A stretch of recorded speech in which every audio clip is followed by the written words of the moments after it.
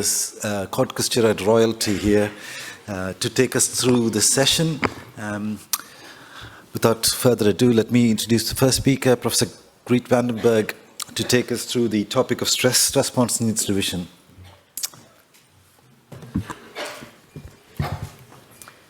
Thank you.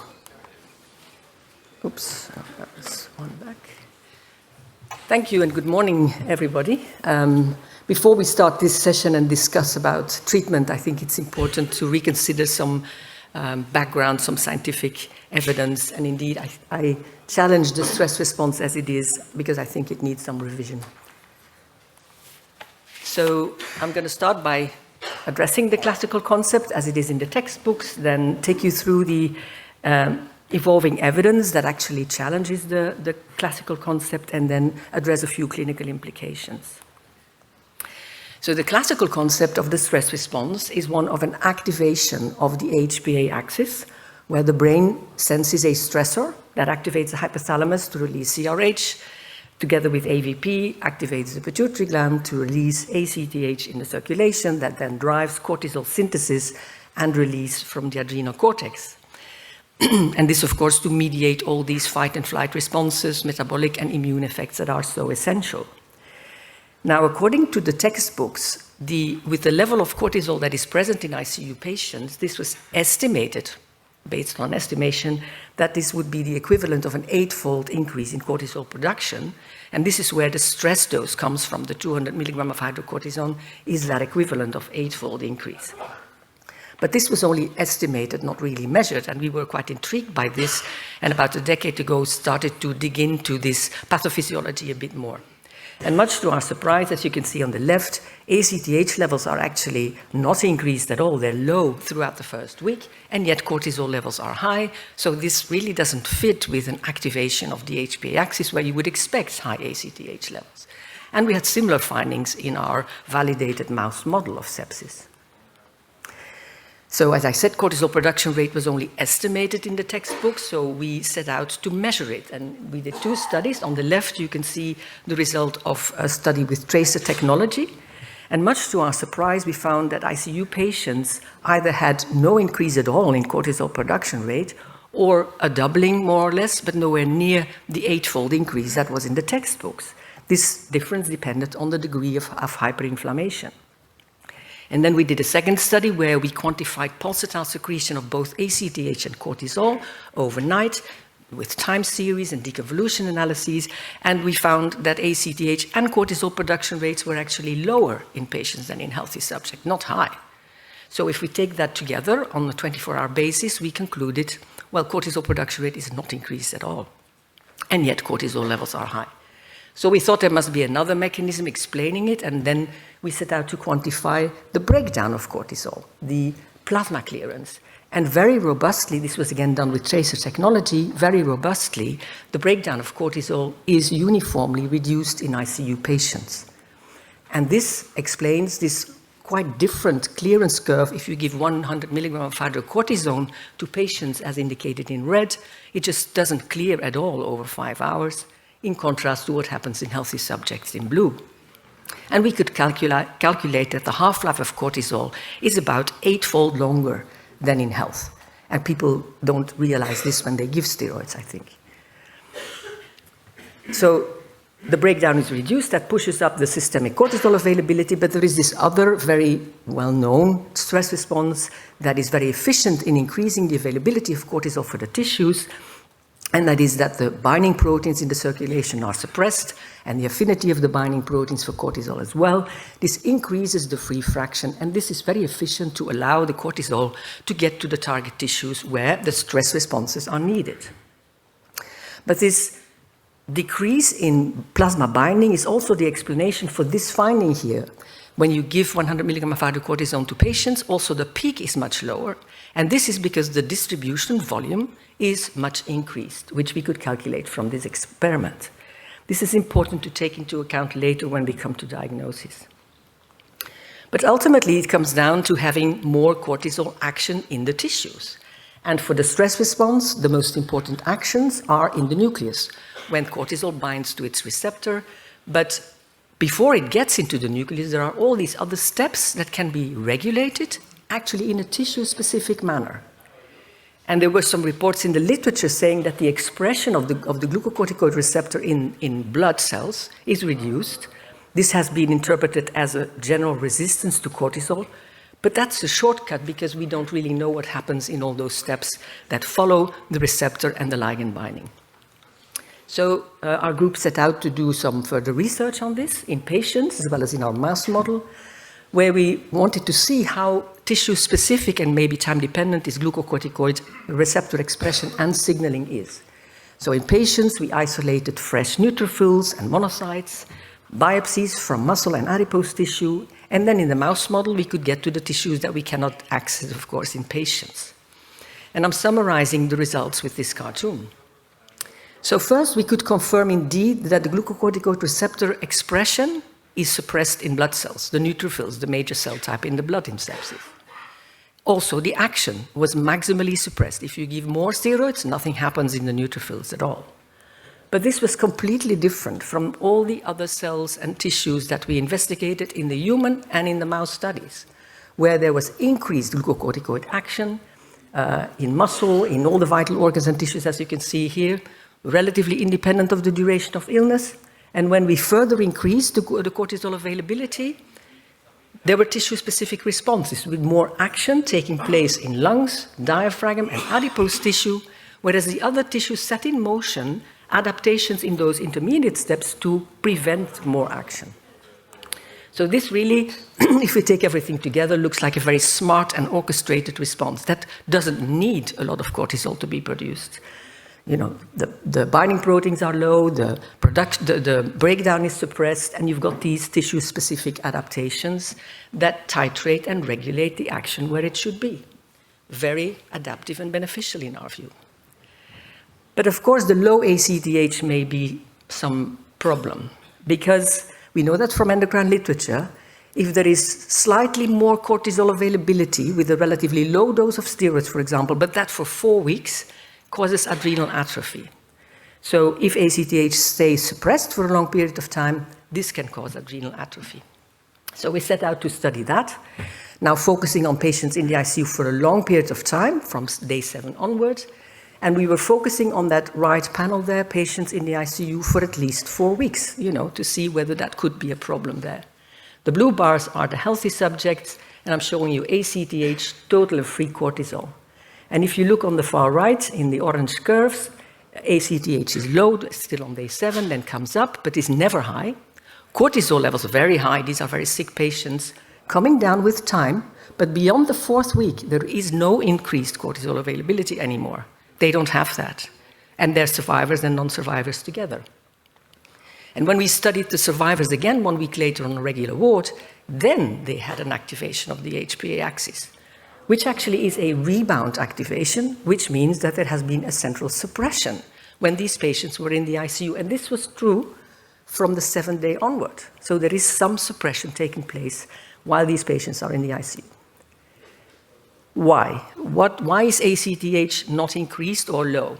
And I'm cutting a long story short, but you can differentiate between real organ damage in hypothalamus and pituitary and feedback inhibition, which was our hypothesis, by doing a CRH stimulation test and measuring the ACTH responses.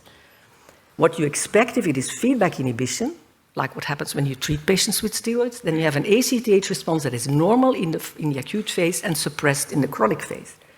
And this was exactly what we found. In the first week, that ACTH response is perfectly normal, but from then onward, it is suppressed. And this is compatible with feedback inhibition by cortisol, driven through the peripheral changes, or maybe by other ligands that can activate the GR in the pituitary. This suppressed ACTH, if it takes on for a long time, like I said, a central suppression, can cause adrenal atrophy, at least suggested by these post-mortem data, where patients who died after a long ICU stay had this enormous depletion of cholesterol esters in the adrenal cortex and a suppression of all the steroidogenesis enzymes, as you can see here, not after an acute illness, but yes, after a chronic illness. We thought that was really interesting, but of course you might ask, what are the clinical implications of these findings? So I'll start with the first, which is in the literature extensively, the concept of relative adrenal failure, or KIRKI. So the concept was launched by Celali Annane's paper in JAMA in 2000, where he observed that if the cortisol response, incremental cortisol response to an ACTH synactin test is below 9, this is very predictive of poor outcome of mortality, irrespective of the level of cortisol. That can be normal or high, but it was the response to ACTH that was most predictive. And this was interpreted as an adrenal cortex that is maximally activated but does not suffice for survival.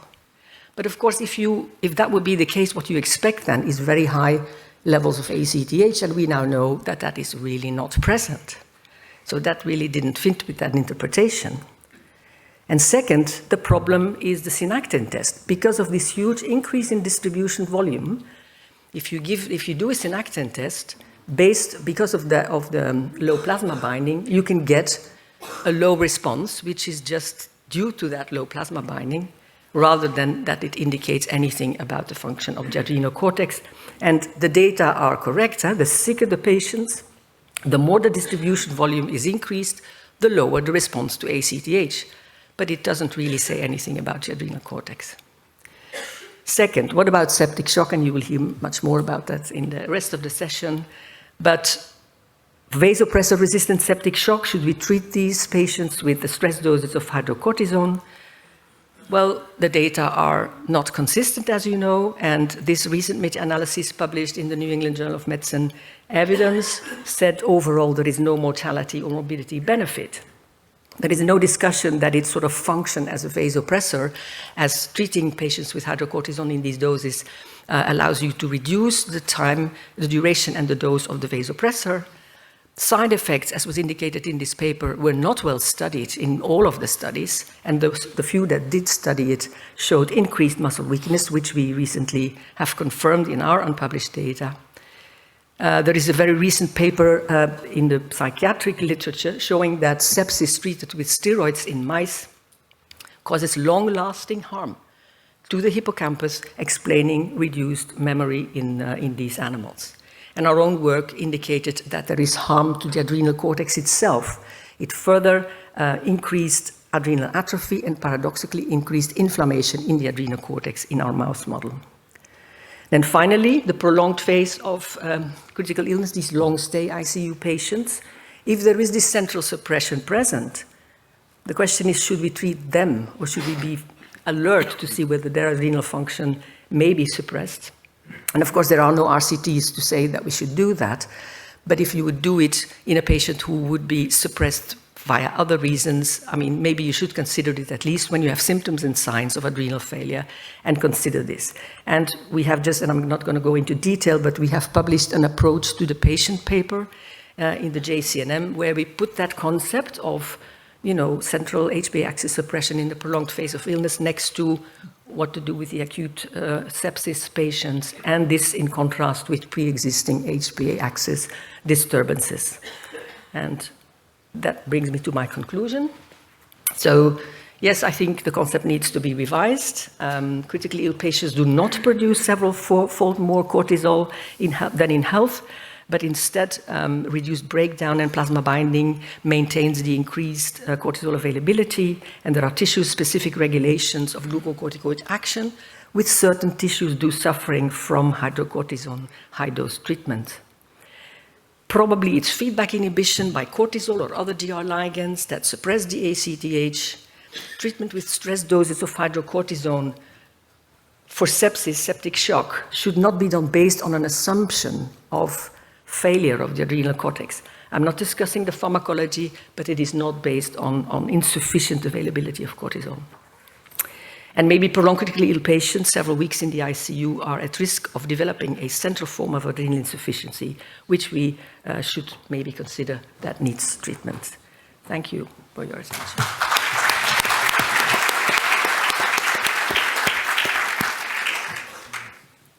Thank you very much. Questions to the floor? Anyone? May I?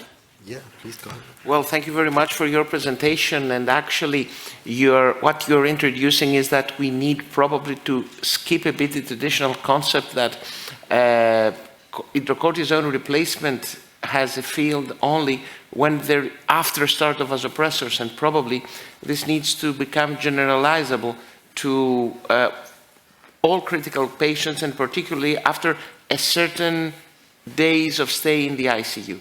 So, in your opinion, which is the window after which all patients, irrespective whether they are shocked or not, need to start hydrocortisone? And if, in case another corticosteroid is given, for instance, dexamethasone, this makes the job, or hydrocortisone is always needed?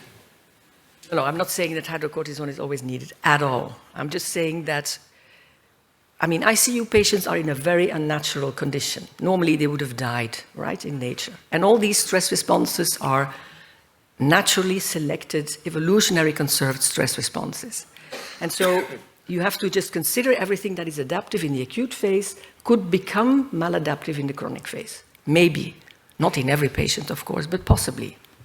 And the data that we have now show that there is this possible deleterious effect of the suppressed ACTH, so you should consider it, particularly in really long-stay patients. If you have symptoms and signs that are very atypical but could fit with adrenal insufficiency, there's no good test to investigate whether the adrenal function is good or bad. But if your cortisol is not increased and your ACTH is not increased and you have this clinical phenotype, maybe you should consider with substitution doses, and I would go for hydrocortisone because we want to have the natural cortisol then. But this is completely different from pharmacology and what you would expect of having treatment, and I think the next speaker will address the guidelines. It's different. It's just other pathophysiology. And I just want to, highlight this to you and think about it if you have patients who are not waking up, who are continuously requiring vasopressors, and you measure cortisol and it's not increased. Here's the question. Yes. Oh.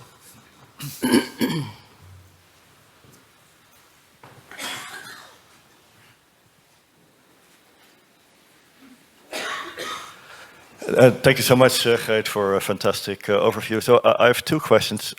So one is more general. So how can I know that the patients I see are similar to the patients you're talking about? And second, pharmacokinetically, do you have any evidence that the pharmacokinetic properties of steroids change over time? So, because I think indeed the clearance may be lower in the first phase, but does that hold also for the patients you're talking about now after weeks? Yes, actually, we did repeated studies and found that the problem is maintained until the chronic phase. So that, the dosing issue is really applicable also to those long-stay patients. So are the patients that you treat and that are in the studies comparable? Well, we try to find subtypes, like only sepsis or septic shock patients or only trauma, but it really makes no difference. It is hyperinflammation-induced pathology.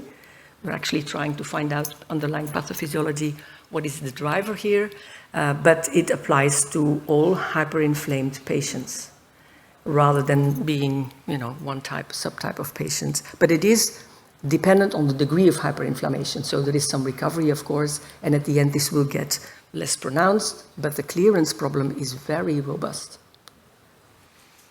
Great. Thank you very much. In the interest of time, we'll move on to the second speaker. Well, good morning. Allow me to introduce the second speaker, who's Stefan Pastores. He's coming from USA, from Weill Cornell, and he will address the current guidelines. Good morning. Thank you, Chairpersons, for allowing me to give the focused update in 2024 of what the guidelines say for patients receiving corticosteroids for the three most common conditions that we treat, which is sepsis, ARDS, and community-acquired pneumonia. For the purposes of this short talk, I'm only going to focus on the first two. These are my disclosures. So back in 2008, a multi-specialty task force made of members of the Society of Critical Care Medicine and the European Society of Intensive Care Medicine developed consensus recommendations on the diagnosis and management of what we described back then as adrenal insufficiency or corticosteroid insufficiency that we termed CIRSE, or critical illness-related corticosteroid insufficiency. Up until that time, we described this as the syndrome of adrenal failure caused by dysfunction of the HPA axis and perhaps some tissue resistance to the administration of glucocorticoids or cortisol action. We subsequently have now known, as you know from Dr. Vandenberg's research and Eva Boonin's research, that there's also some alteration in the clearance of cortisol based on her studies that show that certain enzymes in the liver and the kidney are not breaking down the cortisol. We had 16 panelists for the 2008 guidelines made up of intensivists and endocrinologists. We made 12 recommendations on the diagnosis and management of CIRSE. We used a modified Delphi method at the time to achieve consensus. There were no clear PICO questions. And we did a general literature review without specific systematic reviews, which we do now, for each of the recommendations. And a modified grade was used to quantify the strength of the recommendation. For that statement recommendations, we generally advocated the use of hydrocortisone, 200 milligrams per day, in 4 divided doses, or as continuous infusion of 240 milligrams per day for at least 7 days or more in patients with vasopressor-dependent septic shock. We rated this a weak recommendation with moderate quality evidence. And for ARDS, we recommended methylprednisolone, 1 milligram per kilogram, in patients with severe early ARDS, which we described as ARDS up to day 7 of onset with a PF ratio less than 200 and before day 14 in those that were not resolving the syndrome of ARDS. Again, rated weak based on moderate quality evidence at the time. And we also reinforced the concept that if you're going to start steroids in patients with ARDS, where you're going to use steroids for a prolonged period of time, you should wean and not stop abruptly because of the rebound inflammation and transient worsening of the patient. Fast forward to 2017, early 2018, the same task force updated the 2008 guidelines after more understanding and more evidence from RCTs. For this particular 2017 guideline, which is probably what you remember the most, there were 16 panelists, again, from both societies. We updated the diagnostic criteria for CIRSE and the management of 8 clinical conditions outside of sepsis, ARDS, trauma, which we had done previously. For this particular 2017-18 guideline, we used a very strict grade methodology. We had clearly defined PICO questions and important patient outcomes. We did a comprehensive systematic review for each of the PICO, and a consistent framework was used for making recommendations from the evidence. These were the recommendations from 2017. We suggested the use of corticosteroids in patients that were vasodependent septic shock patients and recommended against the use of steroids in adult patients with sepsis who were not in shock. We rated this conditional or the weak recommendation based on moderate quality evidence. And we indicated in the 2017 guideline that if you're going to use corticosteroids for septic shock, we suggested using a longer course and low dose, for example, hydrocortisone less than 400 milligrams per day for 3 days before you start tapering at full dose, rather than the high dose short course duration. And for ARDS, we suggested, again, methylprednisolone 1 milligram per kilogram per day in patients with early severe ARDS, again, before day 7, PF ratio less than 200, and patients with persistent ARDS after day 6 at a dose of 2 milligrams per kilogram with a slow taper over the next 2 weeks. Again, conditional or weak recommendation based on moderate quality evidence. We know that since 2017, there has been a slew of articles and RCTs. The adrenal study, the approach study were just coming out at the tail end of when we had finalized our 2017 recommendations. We know recommendations from RCTs coming out of the hydrocortisone trial for community-acquired pneumonia, for COVID ARDS. So we knew an update of our 2017-2018 guideline was warranted. And that's what we did. So 9 weeks ago, you probably saw the release in critical care medicine of the 2024 focused update guidelines on the use of steroids for sepsis, ARDS, and community-acquired pneumonia. We focused for this particular update only on sepsis, ARDS, and CAP, which we felt were the most common conditions in which corticosteroids are considered and in which in which there's sufficiently new data.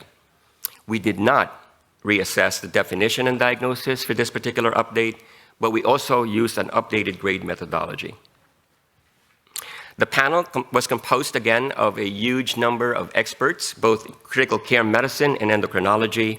I was fortunate enough to co-chair the guideline with Jalali Anand from Paris. We used the methodology team at McMaster University in Canada, and we had 2 endocrinologists as well as 20 experts. 20 of the 22 members were voting members.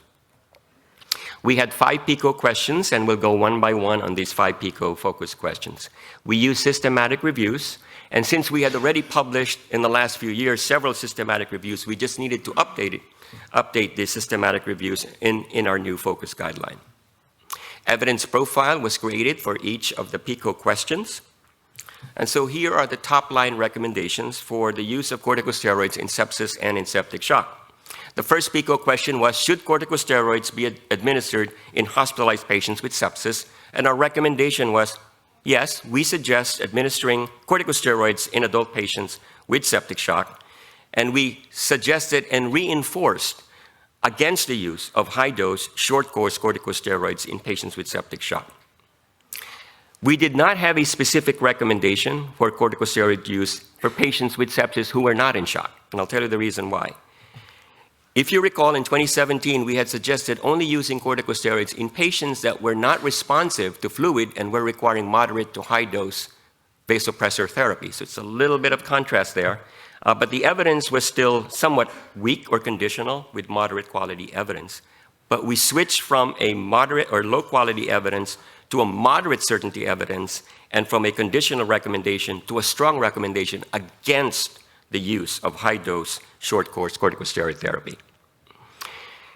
In coming up with the recommendation, we looked at 40 RCTs involving nearly 10,000 patients, looking at short-term ICU mortality, 14 days to 30 days, as well as long-term mortality in 9 RCTs involving 6,400 patients. And you can see the forest plots on either side. And what's important to recognize here is there was a trend that corticosteroids probably reduce short-term mortality as well as long-term mortality, albeit not a strong signal there, but clearly moving in that direction.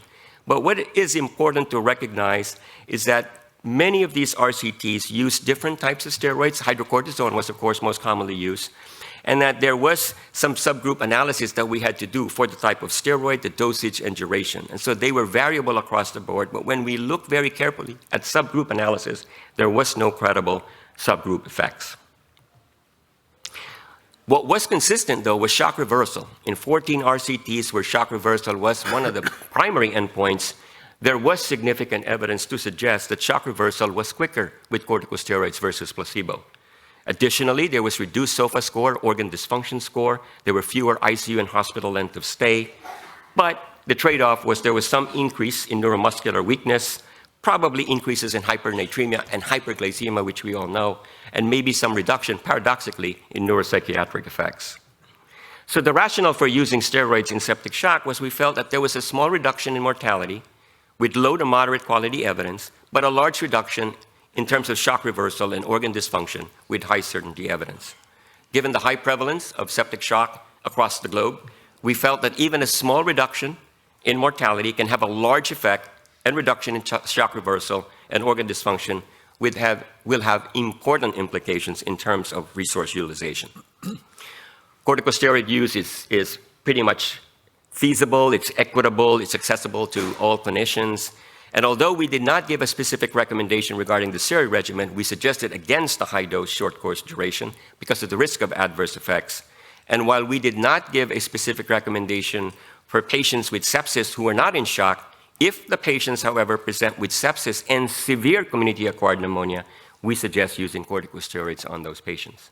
Again, this was an adult guideline. They were very limited to no available studies in pediatric septic shock patients with corticosteroids, so we could not generalize our finding to the pediatric population. The most common regimen that is used is hydrocortisone, 200 milligrams IV daily in divided doses, Q6, or a continuous infusion with or without fludrocortisone. Again, we relied a lot on the regimens that were used in the largest and most recent RCTs, which were the adrenal trial and the approach trial. So the duration varies, most commonly used is 7 days, some shorter, some longer. But what about just adding fludrocortisone?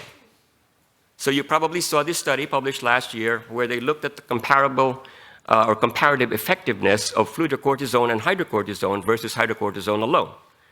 This was a review retrospective, 2016 to 2020, of about 88,000 patients using an emulation methodology to simulate a target trial using a very large database. And what they showed in this particular comparative effectiveness analysis was the combination appeared to have a benefit versus hydrocortisone alone.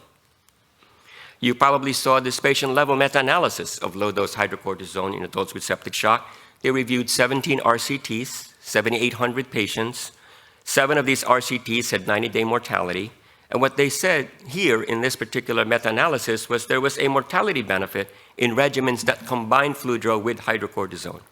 However, when the task force reviewed this very, very carefully, the credibility of that subgroup analysis was felt to be unclear. And we felt that there was really no difference based on the amount of mineralocorticoid activity that the fludro was adding. And so we did not make any specific recommendation on the use of fludrocortisone for patients with septic shock. I consider it personally an option in patients that are still in refractory shock, despite significant use of vasopressor therapy. Most recently, in critical care explorations, again 2 months ago, we updated the systematic review and dose response meta-analysis, looking at 45 RCTs, very large number of patients. And what we saw here in terms of mortality, shock reversal, SOFA score at 1 week, again, consistent signal there with high certainty for shock reversal and organ dysfunction decrease, and maybe a moderate certainty evidence of a reduction in mortality. So this is the most updated systematic review and meta-analysis. And we found that a dose of about 260 milligrams of hydrocortisone therapy daily seemed to be the optimal dose to get the most effect with corticosteroid use in these patients. Moving quickly to ARDS, we suggested administering corticosteroids in adult patients with ARDS, again, PF ratio less than 200 within 7 days of onset. We looked at 18 RCTs. 12 of these RCTs used the AACC Berlin definition for ARDS, and 6 included COVID ARDS patients. Corticosteroid use, again, was shown here to probably reduce 28-day mortality with moderate certainty evidence. Again, caution that the trials use different types of steroids. Duration of therapy was somewhat different, when they were started and how long they were given. But when we look carefully at the subgroup analysis, based on whether they had COVID or not, based on what type of steroid was used, how it was started, how long they were given, there was really no credible subgroup effect. What was clear and consistent was there were fewer days on mechanical ventilation and shorter length of stay, albeit with low certainty, with patients that got corticosteroids for early ARDS. We felt that, again, given the shortened duration of mechanical ventilation and reduction in mortality and the moderate desirable effects, corticosteroids potentially are beneficial, and the longer duration regimens more than 7 days, was clearly seemed to be the better duration of corticosteroid therapy. But again, the ideal dose, timing, and type remains unknown and left to clinician and other considerations. When we looked at whether methylprednisolone should be favored over other regimens, we found, again, no real subgroup difference depending on the type of steroids that you use for early ARDS. From the Villar study, we know dexamethasone, 20 milligrams IV daily for 5 days, and then cutting in half for the next 5 days until the patient is extubated. We also know from the Miduri and the ARDS study in community-acquired pneumonia that showed, again, that methylprednisolone can be used with a longer taper schedule. Most recently, and just accepted in press in critical care explorations, corticosteroids has a lot of harmful effects, so why not combine all the side effects and adverse effects that were shown in the 3 trials? And what we showed here is corticosteroids indeed increase the risk of hyperglycemia and hypernatremia, but no effects on GI bleeding or secondary infection, and no effect on neuromuscular weakness or neuropsychiatric events. Again, one final look at the summary and high-level recommendations. There are a lot of research gaps. Again, we did not have any clear studies for pediatric septic shock. We don't have any study of steroids in surgical patients without shock, neurological issues and sepsis, patients with less severe TAP. We need precision medicine, predictive enrichment to identify which phenotype of patients can benefit more from steroids versus those that may get more harm. and we need long-term, short-term consequences of steroids, particularly as it relates to neuromuscular weakness and neuropsychiatric effects. Thank you very much for your attention.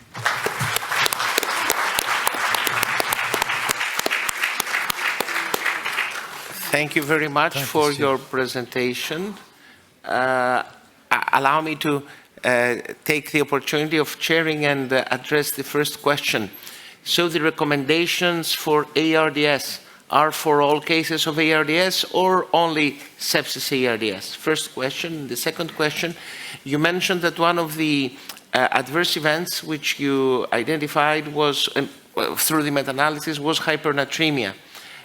Is there a likelihood that this has an impact on the outcome of the patient, or it's something mild? For the first question, most of the ARDS studies also have concurrent sepsis and/or septic shock. I mean, 60% of patients with sepsis who go into septic shock develop ARDS. So most of the studies tend to swing over to those types of patients, and so the recommendation is clearly more in the direction of patients with septic shock and ARDS. It's certainly not recommended to use corticosteroids in patients, for example, with influenza ARDS. I wouldn't use it for that setting. But in COVID-19 ARDS, we showed from the dexamethasone study and the other corticosteroid studies that there is beneficial effect in patients with severe COVID-19 ARDS. So for situations like that, it could be broadly considered with just the specific advice against the use in flu ARDS.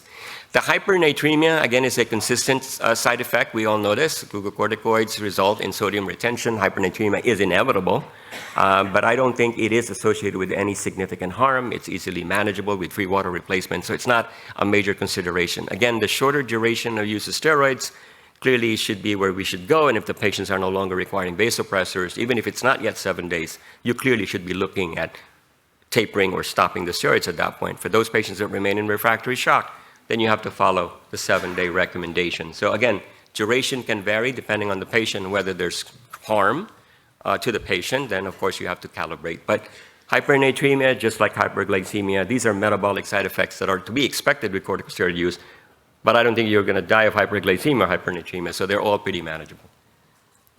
Thank you very much. Any questions from the audience? Yes, please. The microphone, if you can bring it, please. Okay.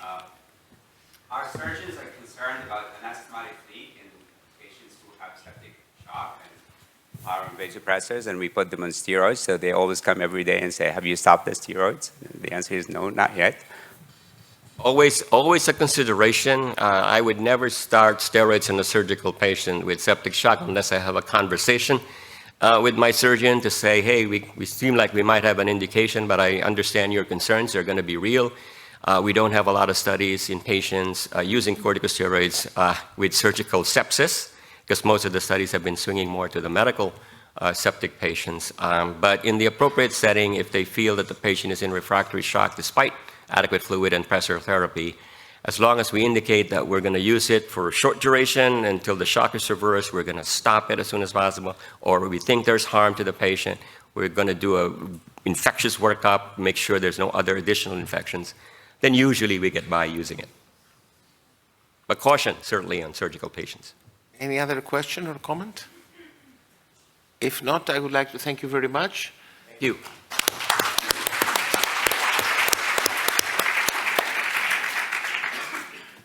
Right, it's a pleasure to invite Greet back again for explaining corticosteroid effect on the DNA. Thank you. So those who are standing at the back, there are seats at the front. Okay, so a little bit more on pathophysiology here. And I turned the title into a question because I think we have to be careful not overinterpreting the data. Can corticosteroids affect the DNA? And of course it cannot. The DNA code itself is our nucleotide sequence, and if we talk about changing the DNA function, we're actually talking about something else, which is epigenetic changes, which is a process that refers to the processes that regulate gene expression and phenotypic plasticity without altering the nucleotide sequence itself. And there are several forms of epigenetic changes that can alter the function of the DNA, and I'm going to focus on DNA methylation and demethylation. First, because it's the most stable form of epigenetic changes. It is known in the literature already that it is affected by environmental factors such as poor nutrition or smoking, for example. It can be affected by corticosteroids. There's data in the literature both from human patients with Cushing syndrome, for example, but also in experimental studies. And these changes in DNA methylation are known to determine health outcomes such as cognition or behavior. When we talk about health outcomes and critical care, and I'm going to focus on children here in this study because that's the population where we have been investigating this. So the long-term legacy of critical illness in children is substantial. And among other factors, it is characterized by impaired neurocognitive development, reduction in IQ score, for example, severe attention deficit, executive dysfunctioning, and important behavioral and emotional problems. And it is not fully explained, and the most fatalistic viewpoint is that it, of course, comes with the insult for which these children were admitted to the ICU. But there is more and more data indicating that the stress itself, the endogenous hypercortisolism due to the stress, can play a role. We, in the context of RCTs, have shown that there are modifiable iatrogenic factors, such as hyperglycemia or the use of early parenteral feeding. And so the question comes up, what about treatment with corticosteroids? And if that would be a possible risk, this would likely work through alteration of DNA methylation, given the existing literature. So what about this DNA methylation? So as I mentioned, our nucleotide sequence is the same, our DNA is the same for every cell type, and it is these changes, like DNA methylation, a methyl group being put on or taken off the sequence that determines why, for example, your hepatocyte is not a neuron. And so this is developmentally very important, but can also be affected through environmental factors. So methyl group that can be put on or taken off, as I said. Now, this DNA methylation, putting on a methyl group on the DNA sequence, happens at what we call CPG sites, which is a site that's next to a guanine. That's the most often place where this happens. The enzyme that does this is called methyltransferase. And as a rule of thumb, more methylation in the gene promoter suppresses gene expression, and more methylation within a gene body increases gene expression. It's a rule of thumb. It's not always true, but most of the time it is true. But a methyl group can also be taken off the DNA. So we're talking about demethylation or hypomethylation. This can occur passively or actively. And in fact, this is a very dangerous process, at least more dangerous than putting on methyl groups, because it briefly opens up the DNA sequence itself, which could make it vulnerable to direct harm. And here the interpretation rule of thumb is again the opposite, of course. Demethylation of a gene promoter increases gene expression, and demethylation of a gene body suppresses gene expression. This is not moving. Okay, so we have previously shown that there are alterations in DNA methylation that occur in the ICU in children while they are there between admission and discharge, and also years later. And I'm summarizing for the sake of time. So the changes that occur in the ICU are mostly hypomethylation, like I said, the most dangerous form, basically. The changes occur very rapidly. Within the first 3 days, there are changes present, and it gets worse with the duration of stay when it increases. Those in PICU changes in DNA methylation are partly due to modifiable iatrogenic factors, and in the context of an RCT, we have shown that this happens in part due to the use of early parental nutrition. And the changes in DNA methylation relate to the long-term legacy of critical illness in children, so they're functionally relevant. Then more recently, we also did a study 2 years later because we wondered, do these changes remain? Are they relevant also in the long term? So we did the next study. So 2 years after PICU admission, we investigated over 800 former PICU patients and about 400 matched healthy children. We extracted the DNA from their buccal mucosa, used chips that actually covered the full epigenome, that is over 850,000 CPG sites per patient, which is a lot of data per patient. That is why we need statistical methods that are very strict to correct for these multiple comparisons meaning that in these studies we only look at the tip of the iceberg because we really are very, very strict before we conclude that there is an effect. And then we associate this with the functional outcomes using KEC pathways. So these are the results. So the former PICU patients showed indeed significantly different DNA methylation in a large number of CpG sites and genes. Again, they were mostly hypomethylated, like the ones that occurred in the PICU, with an effect size that is relevant. And of the differentially methylated KEC pathways, so the functional pathways that we analyzed, a little over 40% could be related to their long-term outcome, but about 30% could be related to what happens in the ICU. And there, to us, the question came up, what about these corticosteroids? More so because there is literature already that other types of early life stress, such as neglect or abuse, can alter DNA methylation, specifically in the stress response system in the HPA axis, with long-term consequences. And also there is data from adult patients, prolonged hypercortisolism endogenously, like the Cushing patients, as I mentioned, but also exogenous experiments with dexamethasone, for example, have shown alteration in methylation of these genes of the HPA axis. So we set out to further investigate this. So let me take you through the genes that, according to literature, were relevant. So we picked the same genes. That is corticotropin-releasing hormone, the gene encoding for CRH, and its receptor, the gene encoding for arginine vasopressin and its receptor, then the gene encoding for ACTH, basically that is POMC, propiomyelanocortin, the precursor of ACTH, and then the corticotropin receptor, MC2 receptor. Furthermore, we investigated the genes that encode cortisol metabolizing enzymes, being A-ring reductases in liver and 11-beta-HSD1 and 2, and then several genes that in the literature already had been mentioned to be altered by steroids at the level of the GR target genes, and I've listed them here. So what was the methodology? So we compared former PICU patients and healthy children. We identified differentially methylated positions and regions.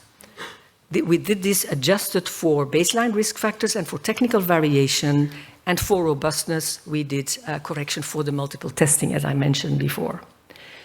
We did some interaction with age and gender that didn't really reveal much effect. And then we assessed the impact, or the association, I should say, with corticosteroid treatment in multivariable models, bootstrapped, so that we have a robust finding. And then this was followed by an assessment of how these changes would relate independently with the functional outcomes.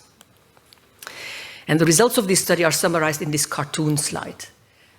Where you see all the genes again that we interrogated in this study, and the yellow dots with a P indicate differentially methylated positions. So you can see at many levels of that system, there are differentially methylated genes.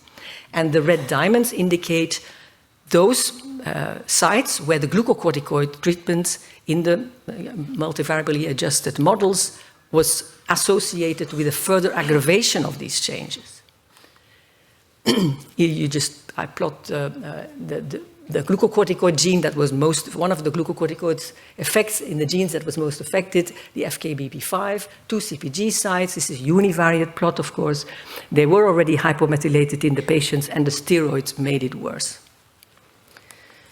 Then we did the functional analyses and found that the changes in methylation in all the genes that we found, and that this is a heat map with all those dark blue squares indicating a harmful association with the functional outcomes that we studied. And so it was the hypomethylation in the FKBP5 gene and in the A-ring reductases, the two that were affected by the corticosteroids, that were robustly, very robustly associated with poor neurocognitive development. So we think there could be an adverse event here of steroids. Then we went a step further because we had this interesting observation. Children who were studied 2 years and 4 years after they were admitted to the PICU had a stunted growth in height, so they didn't grow as well. And then when we split the children up according to their age, when they were in the ICU, around the age of 6 years, more or less, which is the age of the adrenarche, this is the development of adrenal cortex sex steroid production, which precedes puberty. That is the population in which we most saw this stunted growth in height. So your height, of course, as a child is determined by your pubertal growth spurt. And so we were interested in looking at alterations in DNA methylation in the genes that are responsible for the adrenarche, which is steroidogenesis. Starting from cholesterol, this is a busy slide, I'll take you through it, from cholesterol to aldosterone or cortisol, or to sex steroids. And as I mentioned, in the adrenarche, the sex steroids start to develop. And we use the same methodology as in the previous study. The yellow dots with the P indicate all the genes that were differentially methylated. The red dots are the ones that are aggravated by the corticosteroid treatment. And if we interpreted these results according to the rule of thumb, the conclusion is that there is reduced steroid biosynthesis, a shift away from the sex steroids, and aggravated by glucocorticoid treatment. Then an association with that growth problem, it was clearly present. All the green dots here with the H show the association of the altered DNA methylation with that stunted growth in height. So we think there is a functional correlate of altering the expression of the genes in the adrenarche process of these children. So that brings me to my conclusion. Can corticosteroids alter the DNA? Probably not. I mean, we're not talking about the DNA itself here. Can corticosteroids alter DNA methylation? The answer is yes. There are previous data in other contexts. And in our work, this appears to be at least an association. We found that stress of critical illness in children is associated with abnormal DNA methylation within the HPA axis genes 2 years later. Most extensively within FKBP5 and A-ring reductase genes. These are the ones that also have been reported in literature as most important. Corticosteroids in PICU seem to aggravate these changes, and this alteration in DNA methylation statistically explains part of the neurocognitive impairment. Also, the stress of critical illness in children was associated with abnormal DNA methylation in the steroidogenesis genes 2 years later, interpreted as reduced steroid synthesis and a shift away from the sex steroids. The corticosteroids seem to aggravate these changes, and these were associated with their stunted growth in height, so functionally relevant. Should we treat patients with steroids in children? I don't know. We did not do any RCTs to really make a firm statement on whether or not you should use it.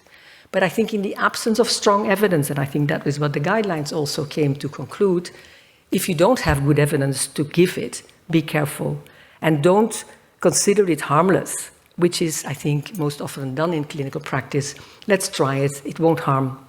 In the long term, we people haven't really been looking at, this may not be the case that it is harmless. And that is my conclusion. Thanks to my collaborators in this pediatric work. Thank you for your attention.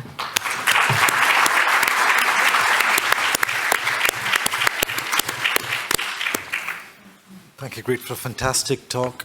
Questions from the floor?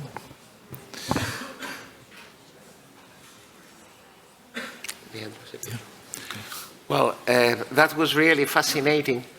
And I wonder, based on your findings, the tissue that you used was blood. I wonder if we consider the oncology approach, where the changes are at the tissue level, how can we be certain that these changes take place in the adrenals? Well, of course, we can't, because you cannot get to the adrenal glands in children. That's obvious. But the DNA methylation changes that we document in PICU were done in blood cells, where we omitted from the analysis everything that had to do with the blood cell. I mean, that's a long story short, but that was data from blood cells. The 2 years follow-up study were from buccal mucosa. And we think the data are relevant for the target organs that we think are possibly harmed, because experimental studies have shown that, for example, steroid-induced changes in FKBP5 gene, it was present in non-target tissue DNA and in neurons. I mean, there are experimental studies that have shown that the changes of an exogenous thing can happen systemically, right? The tumor is a different story, because your tumor is a tumor because of the changes in the DNA methylation, and it starts there. What we here look at it as is something that is caused by something that we give to the patient and that reaches every cell type. So I think, of course, we can't prove it. We don't have the adrenals, we don't have the neurons. So But there's good reason to believe that the changes do occur in those organs and tissues. Can I just ask a follow-up question on that? You inferred that the corticosteroid effect was greater than the stress-related critical illness effect in your epigenetic landscape conclusions. How did you get to that? Because it's the same region. FDR is 0.05 in your analysis. So how did you make that additive conclusion? It was a comparison among the patients only, where we looked at, in the univariate plot that I showed you, is just steroids and no steroids. This could, of course, be biased, but the conclusion of which ones were associated with the steroids were done on a multivariable model, where we looked at the DNA methylation as an endpoint, corrected for baseline risk factors, corrected for, or also, for example, for duration of stay, which could have been a very important confounder, and then only those that were significantly altered, we said they are affected by the steroids, and the plots showed, that whatever happened in the population was made worse. Thank you. But it's association data. I mean, it's not RCT at all. Any other questions? If not, thank you very much.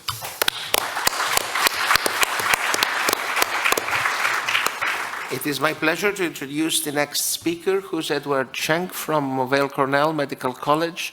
He will speak about heterogeneous responses. Ed. Right. It's a pleasure to be invited to speak amongst such renowned faculty members, and I thank the chair people for inviting me. So I'm going to take a little bit of a different direction here.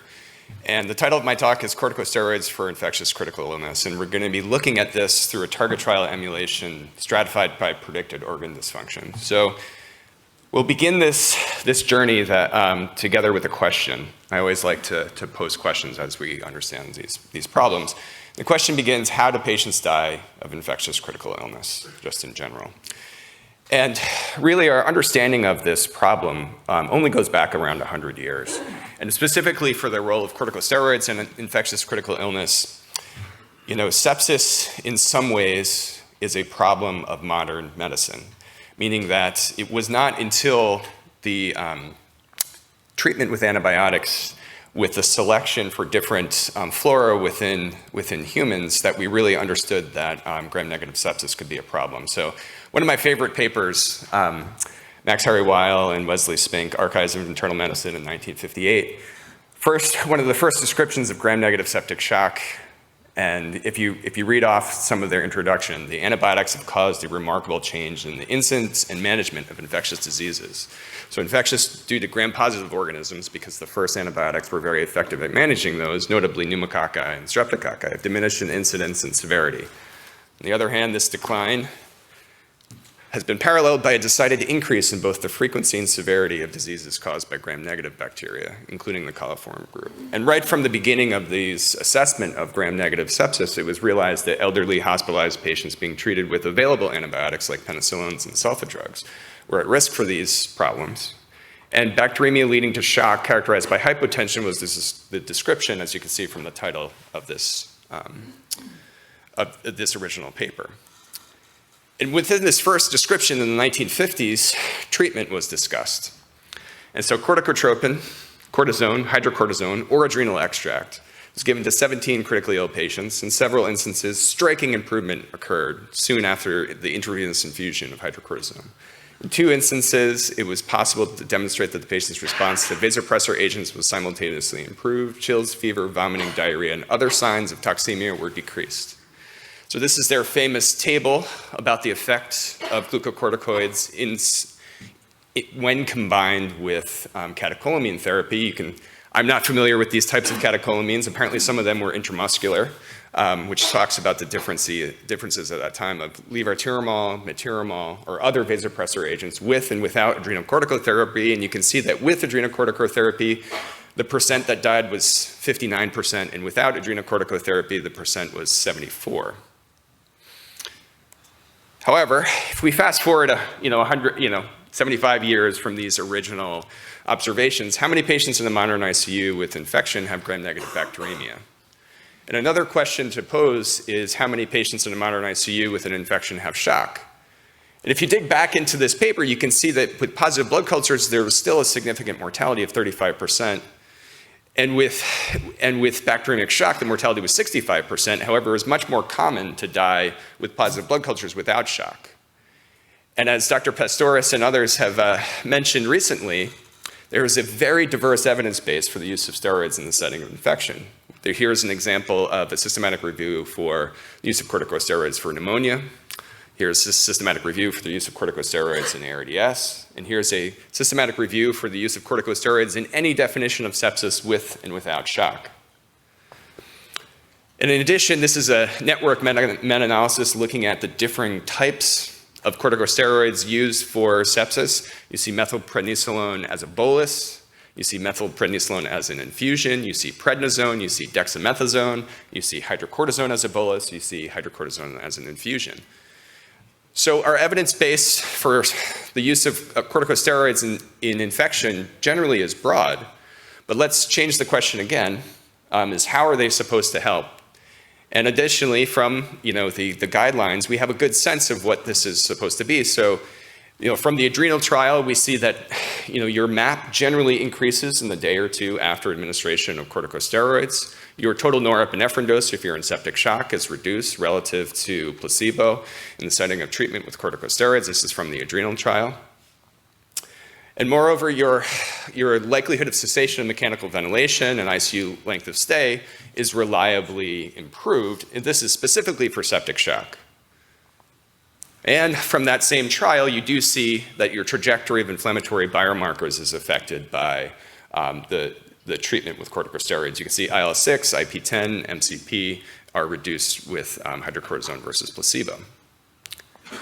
And then this is a little bit of a modification of what's called the Maslow paradigm of critical illness, which is this idea that critical illness, including different consequences of infection, actually share phenotypic characteristics and potentially share methylation patterns or other drivers or immune responses, and that linking them together may actually show some value.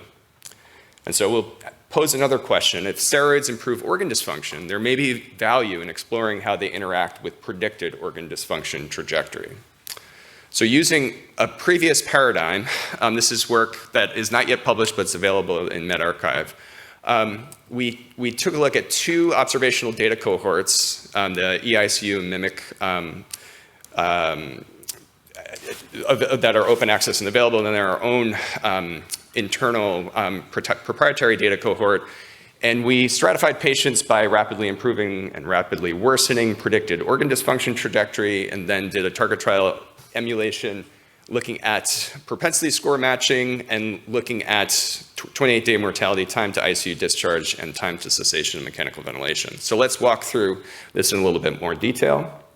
So these are the cohorts. The EICU collaborative is representative of telemedicine ICUs throughout the United States. MIMIC-4 is Beth Israel in Boston. These are the timeframes for when the data is collected in these groups. And then our own proprietary database called CEDAR is just in New York City, and this is the time frame for patients collected here. And then this is our ground truth correction. So this is how we develop our predicted organ dysfunction trajectory. We use the combination of a technique called dynamic time warping, where we look at the sequence similarity between the progression of SOFA score as you move through your ICU stay. And we do hierarchical clustering, linking patients together by their similarity of SOFA score trajectory. And so just as a cartoon on the right-hand side of the screen, we classify a group of patients as predicted improving. So they're likely to have an improving pattern of organ dysfunction. And we look at patients who also have a predicted worsening organ dysfunction. And then we develop a predictive model using logistic regression just from data from the first few hours of their ICU stay to predict membership in these subphenotypes. These are your precision recall curves for the rapidly improving and the rapidly worsening. And then once you have your predicted phenotypes, we have an enrollment period where prior to ICU admission and after ICU admission for 24 hours in each direction is our steroid administration period. And we also have our eligibility for sepsis on this slide, but it's really any sort of infectious critical illness with cultures and antibiotics ordered. And then we have our follow-up period until our event occurs. We We look for the administration of at least 160 milligrams of hydrocortisone equivalent to make sure that our dosing is at least adequate. And we deal with mortal time by cloning patients who die during our steroid exposure period so that they do not create an immortal time difference between the treated and untreated group.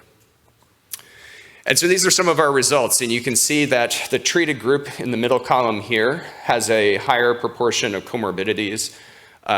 They are of a similar age, although a little bit younger than our untreated population amongst this large cohort here. They're more likely to be treated with mechanical ventilation, but they have similar baseline SOFA scores in our ICU cohorts.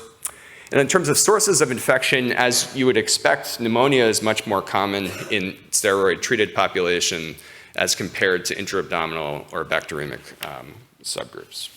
Urinary tract infection is also less commonly treated with steroids.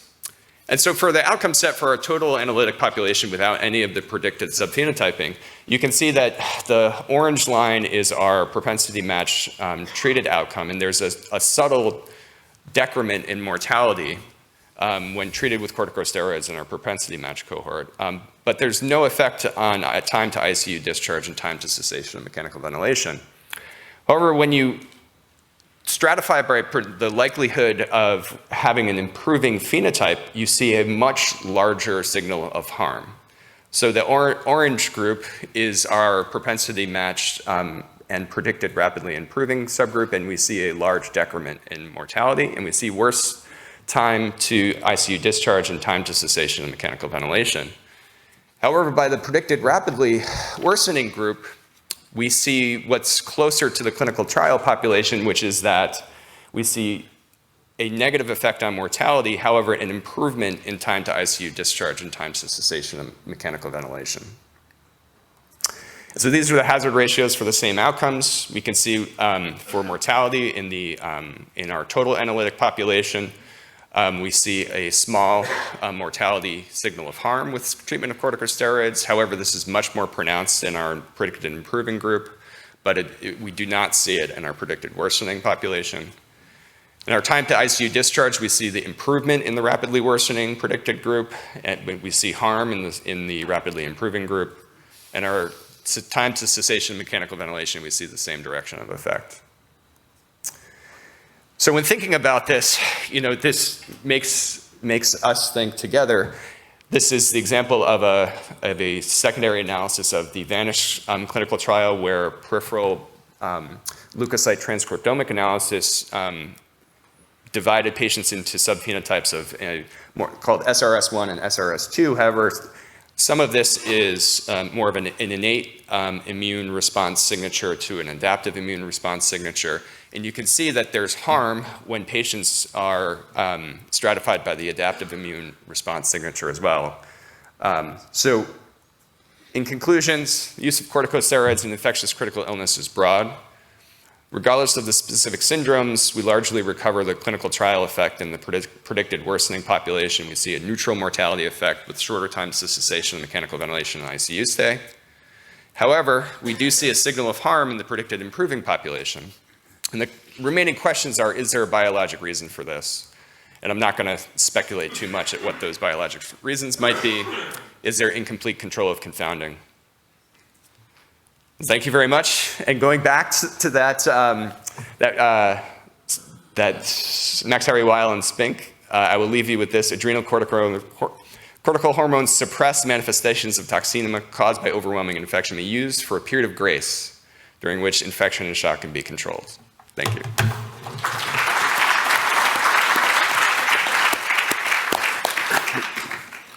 Thank you very much for the presentation.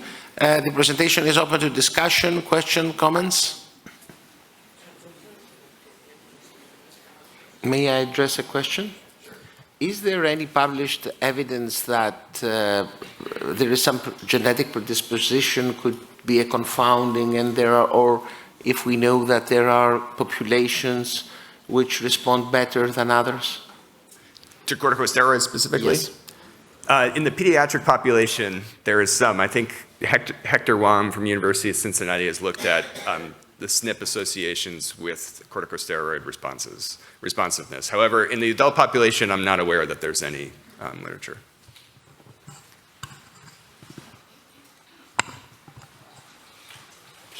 Yeah. Can I ask a question? I'm going to be provocative here. So you kind of subphenotype them into two trajectories of predicted rapidly better and predicted worsening. And you then simulated a clinical trial, I think, on it to say that if you give steroids to the simulated getting better quickly, they do even better. Is that what? They do worse. They do worse. So how did you kind of use the trajectory inference to kind of predict a steroid effect? Because you've already predicted the trajectory across till they die or recover, and then you're just adding a steroid effect. What is the kind of mechanism by which you use that in your modeling? So it was a two-stage process. So the prediction is separate from the target trial. So the prediction is a separate ground truth, and the patients only have data before they're treated to make the prediction. So mimicking what would happen potentially in a clinical trial if this was carried forward into the future is you make a prediction based on whether they will improve or worsen based on data up until 6 hours, 12 hours while your enrollment window is open. And that prediction is established and banked away. And then they are treated or untreated with corticosteroids, and you look within the two predicted subgroups that were potentially available at the time of enrollment. And how do you kind of account for the counterfactual there? Because you don't really have a counterfactual for each group that you've got, right? Or am I missing something? The counterfactual is whether they're treated or untreated. For the same person, you don't have, right? The same person. So the counterfactual here is if you have... Yeah, it's just propensity matching, so you're matching based on the likelihood of being treated. Yeah, so I didn't show how closely the covariates were matched on the propensity score. So yeah, it's propensity score matching as the counterfactual creation. So it's not using G computation or something like that. Okay. Yeah, okay. Any other Hi, questions? yeah, question? Over here, sorry. Oh, yeah. That was really great work, Ed. Really fascinating stuff. But it also kind of brings into light, this tension, emulated targeted trial and how close can it be to a randomized control trial. So one thing that it's always intrigued me, both with the SRS data as well as the endotype A and B that Hector Wang did, and now with yours, is that how do you reconcile this with the randomized control trials in which they did see benefit, right? And like KCOD and, with the COVID-19. So the maximally skeptical view of this is incomplete control of confounding. And that is the idea that perhaps there's indications for steroids within the ICU that are not related to shock or traditional kind of indications, in which steroids are being given for a condition that's like an organizing pneumonia or something like that, that is not, they may or may not be getting antibiotics and may or may not be getting, have a pneumonia at the same time or being treated for an infection. So that's the maximally skeptical view. The other view is that with practice variation, sometimes perhaps the improving population would not have been included in randomized clinical trials. However, they are admitted to our ICUs. And we know that randomized clinical trials, informed the general treatment strategies. However, we also know that individual clinicians do not follow perfectly randomized or guideline-derived guidance in terms of choosing who to treat and when to treat.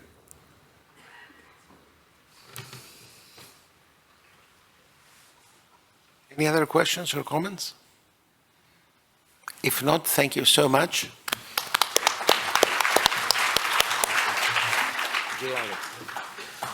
Fantastic. It's a pleasure to introduce the next speaker, Dr. Djalianan, who is kind of one of the doyens of critical care, steroid research. So over to you, Jali. Thank you. dear chairpersons, dear Manu, dear Evangelos, dear colleagues, good morning.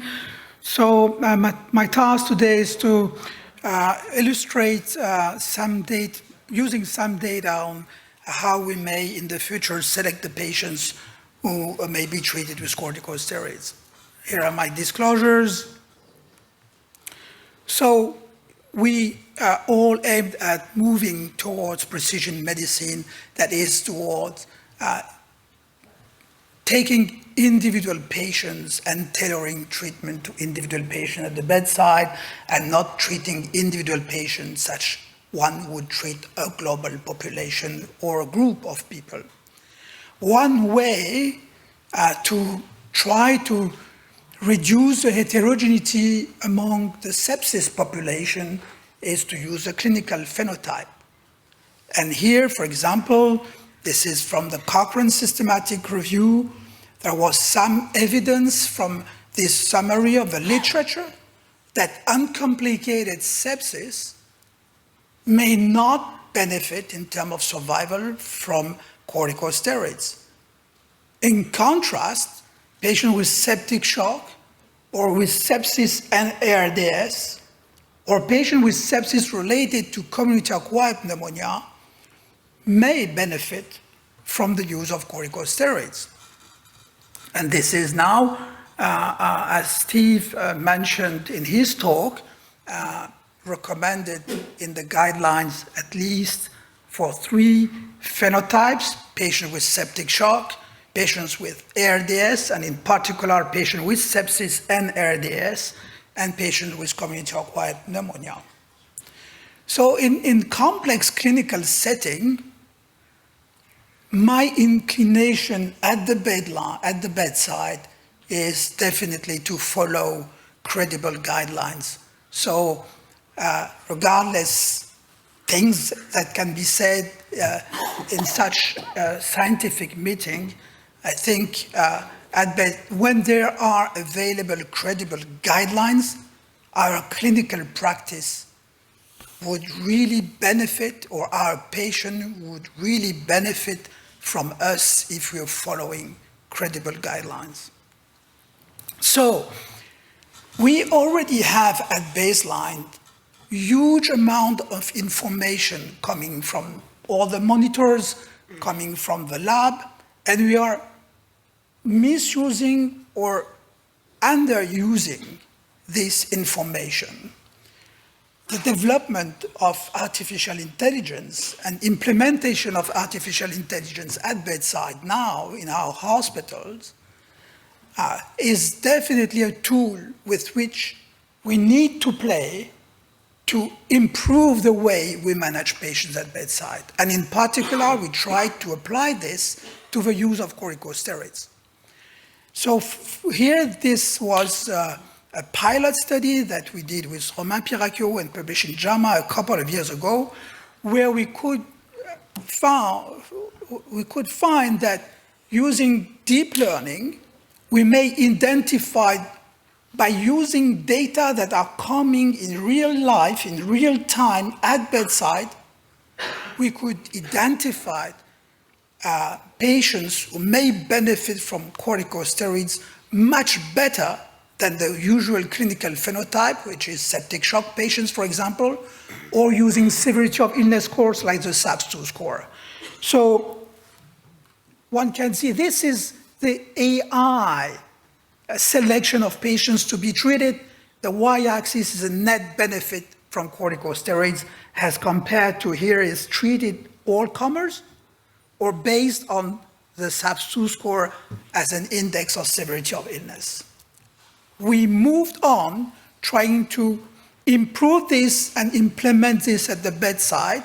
So with the help of very talented mathematicians and informatic people, we went through complex processes to try to move from getting information in real time to delivery decision to manage patient at the end. So I'm really going fast and do not enter into the complex mathematics that has been done there to generate the algorithm that is being used. But here is the actual performance of that algorithm in predicting the response to corticosteroids. What you need to know is this is, let's say, a living algorithm, is really using artificial intelligence. That means that the algorithm perpetually learn from actual data from patients. And so it improves its performance. So in 3 days, 3 months, 3 years, this algorithm will have changed, including different variables, weighing differently the same variables according to actual information that the algorithm is receiving in real time. So we have we succeeded in providing a way to get that algorithm implemented at the bedside with almost immediate response. So this is just like a phone call. You get immediately the response. And so now at the bedside, almost without doing nothing else than looking at the screen. And we are now evaluating this into a randomized controlled trial that has already enrolled close to 900 patients. So hopefully the next year or so, we could see whether this implementation of artificial intelligence is really helpful in selecting the patients with sepsis that should be treated by corticosteroids. Let's move on now to the genotype issue. So there's no doubt that genes, polymorphism in genes, for example, or regulation of genes influence the daily life and also influence the response to a disease, the response to a pathogen, as well as the response to a treatment. So we looked at using genome-wise association studies and large cohort. We looked at several genes that might be interesting in the selection of patients to be treated with corticosteroids. So, and we did not focus on the genes coding for the GR alpha receptor, NR3C1, because it's a rare variant, and there are about 26 variants, with some of them are pathogenic, others are not. But as it is a rare variant, we didn't think it might be useful for our clinical practice. We focused on 2 other genes that are particularly involved in the mechanism of action of a glucocorticoid receptor, glucocorticoid complex. And one of them is glucocorticoid-induced 1, the GLCCL1 gene, that has several polymorphisms, but one variant has been already associated with resistance to corticosteroids in asthma patients, as well as in COPD patients.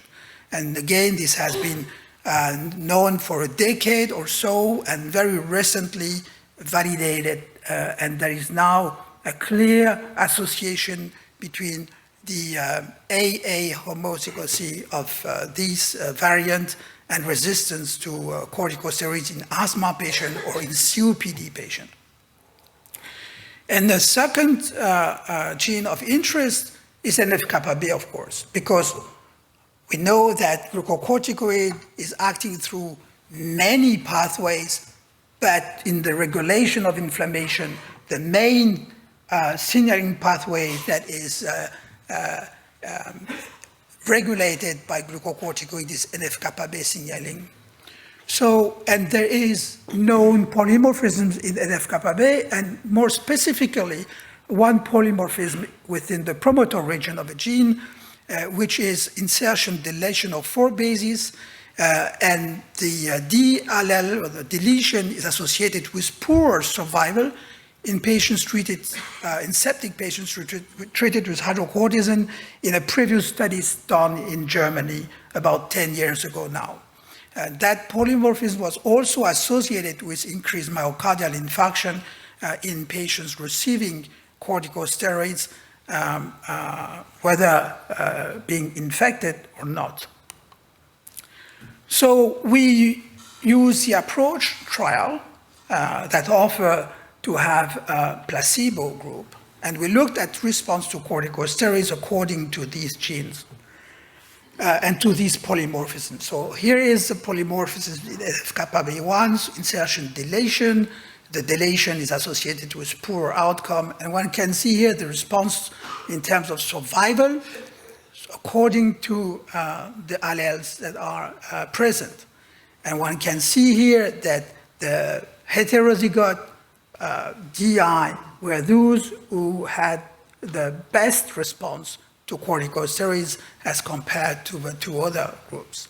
For the GLCC1 polymorphism, again, is the best response is observed in the AA subgroup of patients. And when we analyzed the response to corticosteroids in terms of survival improvement, according to the presence of these polymorphisms, either one alone or if there are patients with combined polymorphism, and one can see here that there is a definite, very strong association between large improvement in survival in patients who have a combined polymorphism. So patients that have a problem in the regulation of NF-κB pathway, or those who have problem in the regulation of GLCC1, are clearly patients that are associated with a marked increase in the risk of mortality when they are infected or are with sepsis. And in that subgroup of patients, there is a major effect of treatment. We further looking at other genes of interest, and we found here 14 genes that might be interesting, but again, one can see that the area of the curve, the optimistic ways would say, wow, it's 0.8, but to be honest, it's not sufficient for changing the clinical practice. And so not sure that this transcriptomic signature here is not genotyping, but transcriptomic signature are relevant. And when we tried to replicate Hector Wong, before he passed away, data in our cohort, or the polymorphism from Ancliffe and colleagues, unfortunately, we couldn't replicate what they observed in our cohort. What that means to me, it means that we need to be very careful in interpretation of these genetic and genomic data, and we need to make sure of the reproducibility before moving in change in our clinical practices. And genomic genetics is a very complex world, very complex world. We're playing with huge number of data, with very talented mathematicians and so on, but again, when the more data you have, the more answers you will get. And depending on the mathematician that is going to work with you, you may get different answers. So there is no truth there. It's only questions of probabilities. So we found here again, very interestingly, so this is a heat map showing the expression of about 120 genes that are involved in the mechanism of actions of glucocorticoid. Here is patients according to the green, as always, means the patients are alive, and red means the patients are died, and you have the treatment with hydrocortisone or not. And what one can see here, that there was a very nice relationship here between that polygenic score and nice association with being alive when receiving hydrocortisone, and as shown on that plot, that indeed using polygenic score, we may figure out patients who are more likely to survive when they receive corticosteroids for sepsis. In practice, and I will end here, I give hydrocortisone combined to fluorocortisone. I give them for 7 days. I do not taper off. I use them in patients with septic shock, sepsis and ARDS, sepsis and community-acquired pneumonia, and in patients with COVID-19 requiring oxygen supplementation. Thank you very much.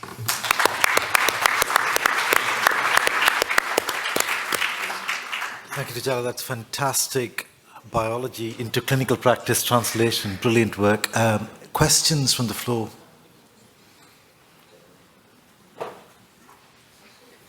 Do you feel that there is a need to go for urgent genotyping to guide treatment, or the practice rule that you said at the end, at least so far, needs to apply to all patients?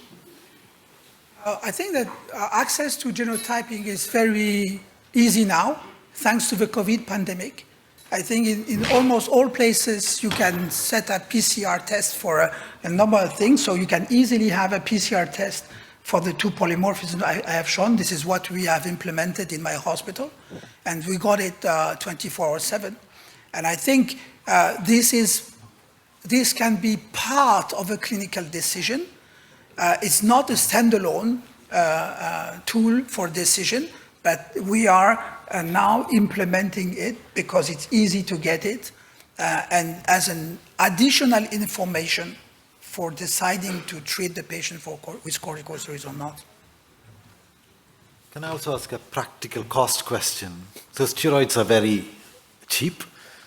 If the test is more expensive than the treatment, and the adverse event probability is low at the doses that we're giving, how do you balance that kind of cost versus clinical choice decision?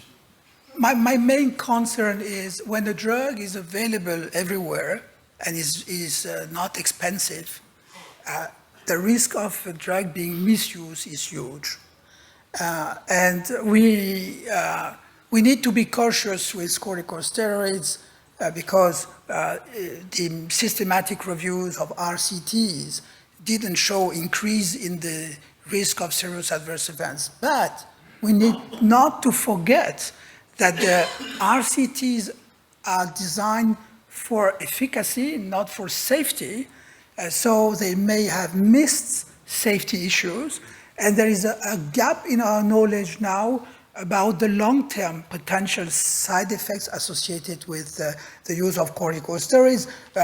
Great work is very interesting, and we know, for example, that the large use of corticosteroids in premature neonates saves their life immediately, but we know now that they have some social impact and impact on the growth of the children later on.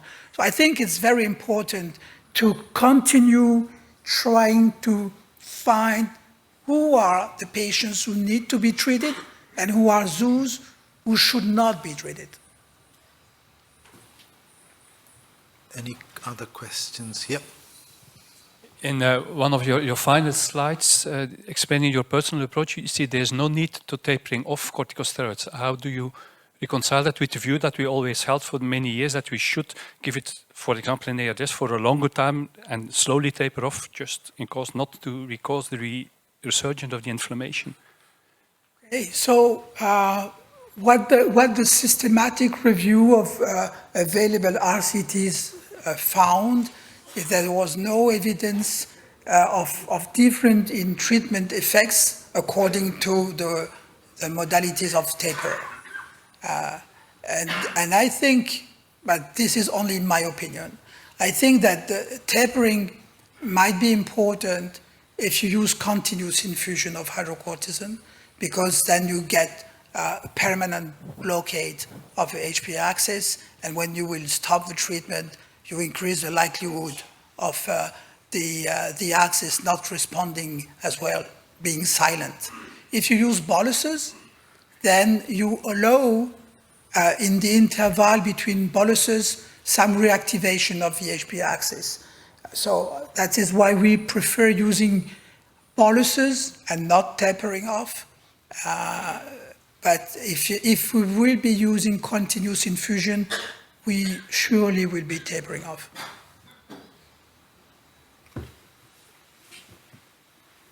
Just final answer is, if you look at the two largest trials, adrenal and approach, none of these trials have tapered off the treatment, and none of them have reported that there was increase in new shock, for example. This question at the front there, final question.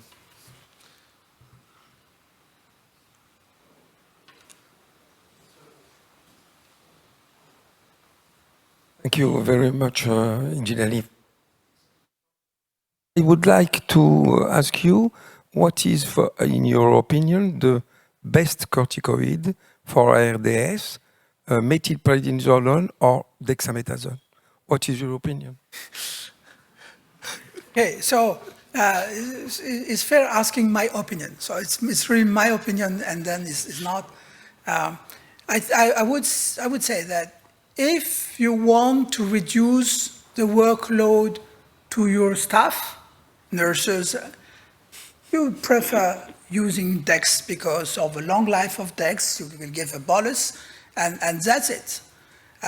If you want to choose a drug that is more likely to diffuse in the lung, and your patients as ARDS, as lung inflammation, they want the drug, maybe methylprednisolone will diffuse more in the lung than dexamethasone or hydrocortisone. Thank you very much. Thank you. Great. Jali, thank you so much. Fantastic work.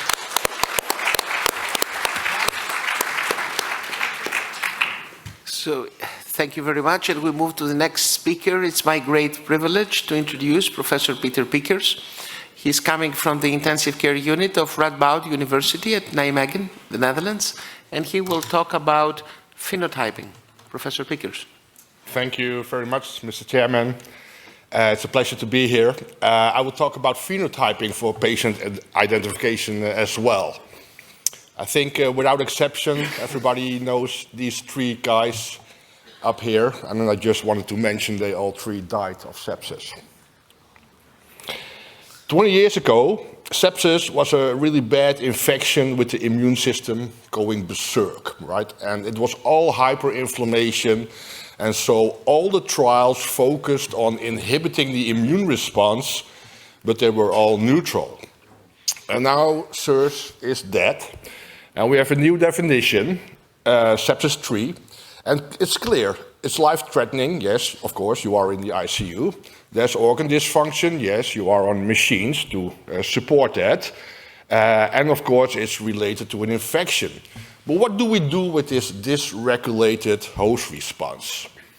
And I think it's also very clear over the last decade or so that if we test a new compound against placebo and we find a 30% mortality in both groups, we say it's a neutral trial, the drug is not working. But clearly there are subgroups of patients that the drug might be effective, while there are other subgroups where it's not effective or even harmful, and we are missing that.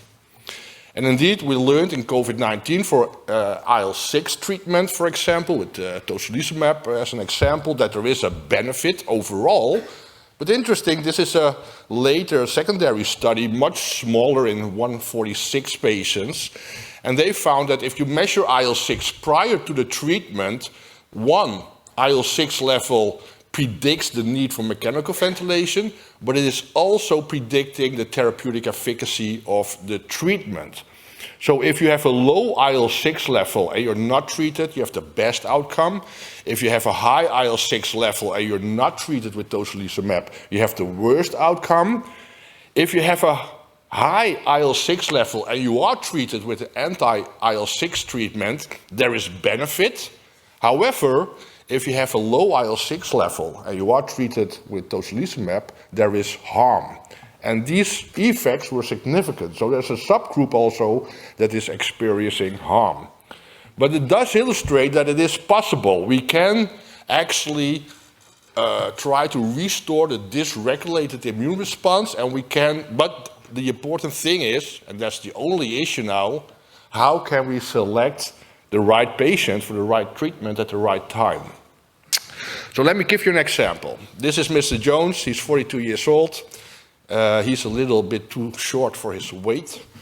And he's admitted to the ward for COVID-19. And he's on oxygen, so he also receives dexamethasone. And then on day 2, it's going worse, and then he's admitted to the ICU, and he's put on a mechanical ventilation. And then a couple of days later, there's aspergillus from his bronchial aspirate. So I'm pretty sure you had these discussions in your team as well. So the discussion is, should we continue DEXA for another 5 days? Because in the trial, that showed that there's a benefit in patients if you treat them for 10 days. The survival benefit is treatment for 10 days. Or should we stop treatment? Because at this moment, with the aspergillus, he may have more harm than benefit from the steroid treatment, right? So there is new technology, and the machines become smaller and smaller, and we will have this at the bedside in a couple of years, I guess, that can measure all these different things to phenotype our patients. And we did this as well in the COVID patients on blood transcriptomics, and indeed we found different molecular phenotypes of these patients, 5 different phenotypes, and if you look at what is happening and how processes are influenced, it's related to their inflammatory response, for example, or coagulation.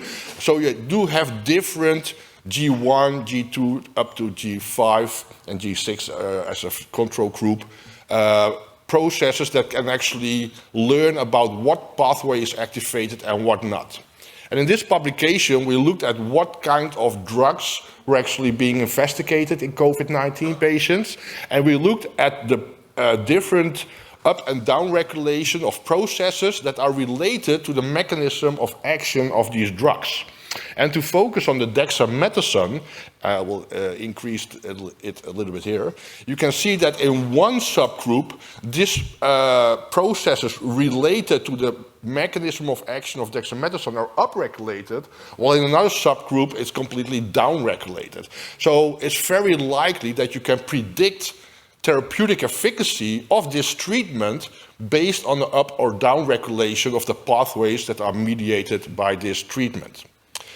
Now, this is not actually my mother, but the way she looks at her phone is very similar. It's complex.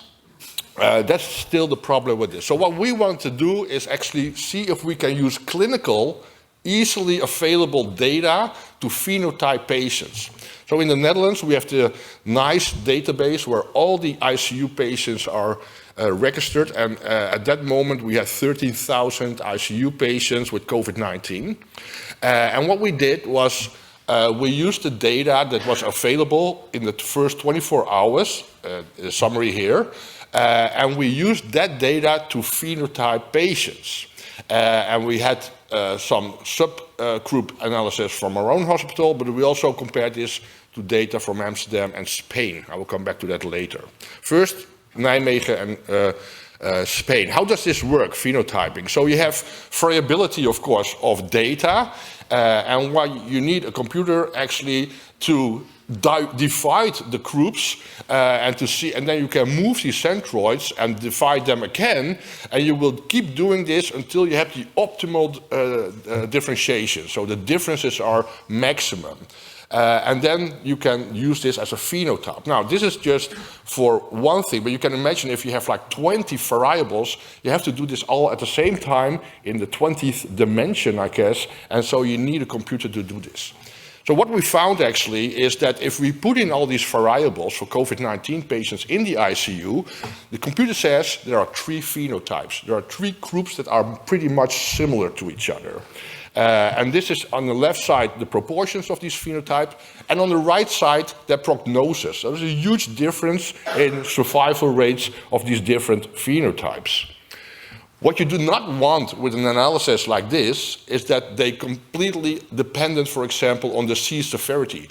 So if they are completely separated by APACA scores, for example, well, we can use the APACA score. So that's what you not want. You want to overlap and that they look pretty similar when they are laying in their bed, but that they are different underlying that. And this was the case. So the phenotype 1 that we found had the best prognosis, the best survival. These were the younger patients with a higher BMI and a lower PF ratio. And these had the lowest mortality. So this is the graph that shows what parts at the end of the spectrum are influencing this phenotype to the most extent. Phenotype 2 is in the middle. For time reasons, I will skip that. And phenotype 3 is actually the patients that are older, have the highest disease severity score, have multiple comorbidities, and also present themselves with acute kidney injury. These patients have the highest mortality, and this is 20% of the total population of COVID-19 patients in our ICUs.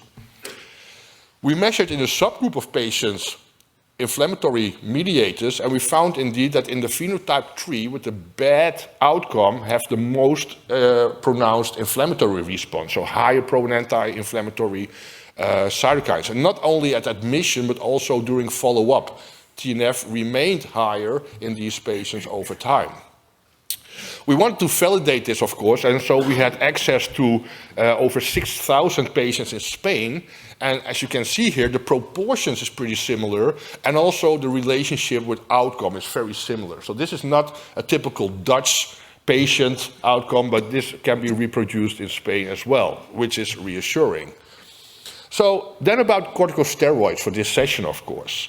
So what we had in Spain was prior to the trials that actually showed that dexamethasone was helpful, and then everybody was treated with dexamethasone. Prior to that, randomly some institutes gave steroids already to patients and some did not. So this is very important because these were the same mutant viruses, so at the same time, and also the same experience with COVID, because over time outcome became better, of course, because we got to know the disease. So, but in Spain, these are similar time patients that were treated with steroids and that were not. Again, you can see here the different proportions of the phenotypes, and overall, we do confirm that 28-day mortality is improved with the treatment with steroids. However, after 90 days, this difference disappears. If you look within the subgroups, and this is the interesting part, is that in the COVID-19 subgroup 1, so the younger, high BMI, bad pulmonary situation patients, there is no significant benefit of steroids. I will skip the in between. The COVID-3 phenotype, the elderly patients with higher disease severity and comorbidities, they do have a benefit at day 28, actually persisting up to day 90. So these are the patients that really benefit from the treatment. So I think this is really the main slide that is showing that overall you might find an improvement in outcome in these patients, but it's very much depending on what phenotype you are, and we are using only clinically available data to come up with these phenotypes. So my conclusions are, there are 3 phenotypes. Phenotype 3 is the elderly patient with a high disease severity score, renal dysfunction, multiple chronic comorbidities. They have the worst prognosis, they have more inflammation if you measure it, but these are the patients that actually benefit most from steroid treatment. And the phenotype 1 is the younger patient with bad respiratory parameters. They actually have the best prognosis, but they do not improve if you give them steroids. So for our patient who is young, with a high BMI and only single organ failure, that now has a problem actually that might be related to the steroid treatment, we know now that he will not improve by the steroid treatment, and so the decision could be that it might be much better to stop steroid treatment in his case compared to another case. So we really should end the one-size-fits-all approach, I think. We can predict which COVID patient has a benefit. As I said, again, I won't repeat it now. A personalized approach is valid, There are many possibilities from transcriptomics to clinical phenotypes, as I showed. And with that, I want to thank you. Many people participated in this research from our institute, but also from Amsterdam and Spain. I thank them, and all the difficult work was done by a very smart PhD student, Niklas, who did all the machine learning and all the hard work. And so I think Hippocrates already knew this, that it's far more important to know what person the disease has than what disease the person had. And Niklas now has shown that this is also possible with clinical data. I thank you very much.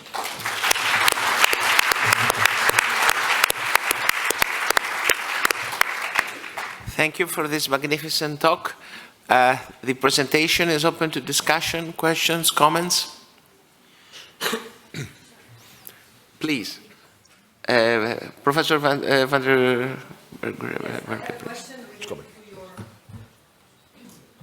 to your interesting data on the prediction with the phenotypes.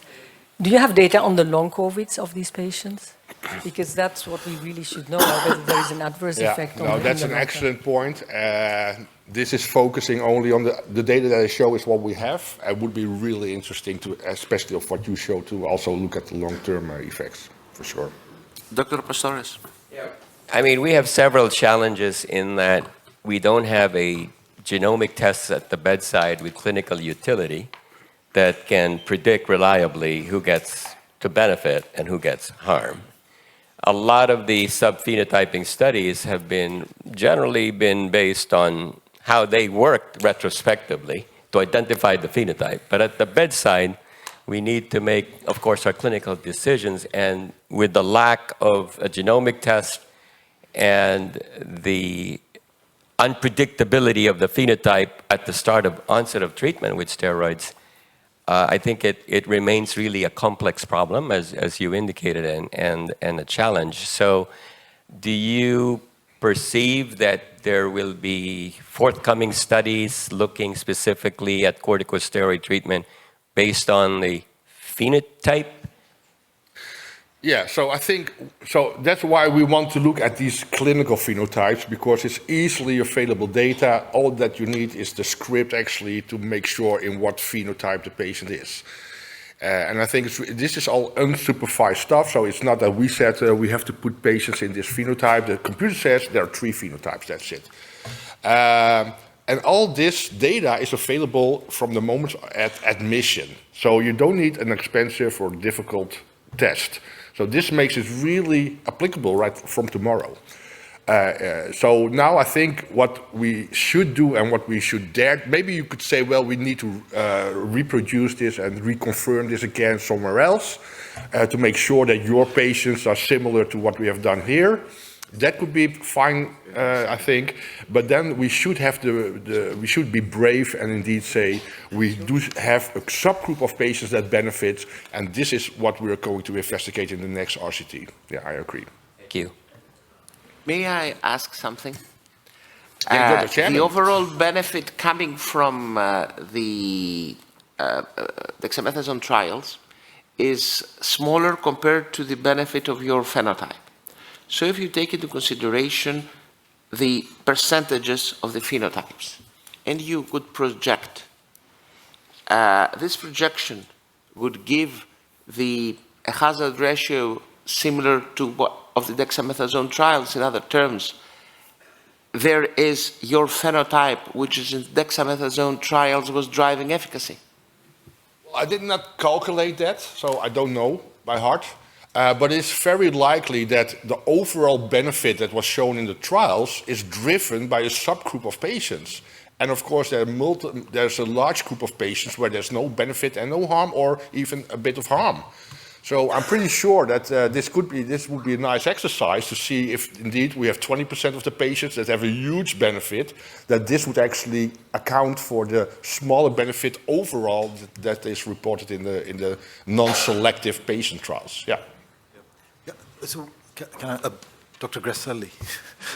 Thanks for the very nice data, but I want to ask you a question that relates to, I would say, this whole story of phenotyping, also, let's say, with ARDS, hyper and hyperinflammatory. Do you did you study if there is sort of transition over time between phenotypes, or are they stable? Because you rely on the first day data. So, and then, of course, let's say in more inflamed patients, you give steroids. So is this influencing the transition between, let's say, one and another phenotype over time? That's a valid point. The person sitting next to you, Paul Elbers, actually showed that indeed phenotypes, patients go from one phenotype over to another phenotype over time. So there is changing. It's not like you're in the same phenotype all the time. That's true. What the nice data that we have available for the clinical phenotyping that I showed you is only data for the first 24 hours. So I do not know what's following that first day. That's one. And the other thing is, in a subgroup where we measured cytokines, we did have follow-up, and we did show that the patients in that phenotype remained high, phenotype 3, for example, in TNF concentration over time. So it was not like it was high at the first moment and then they completely disappeared or changed over. But this is a good point, I think, that it's a real possibility that people change from one phenotype to the other, but you have to have a moment in time where you actually determine what the phenotype is and then base a treatment on that. And then if they change over time, that's the next question, I think, for the next 10, 20 years, what we should do then. If they go to a hypo-inflammatory phenotype, should we then do the opposite later on during that treatment? I don't know. Yeah. Great. One final question from the floor? Yes, at the back there. Well, thank you for a very entertaining and informative talk.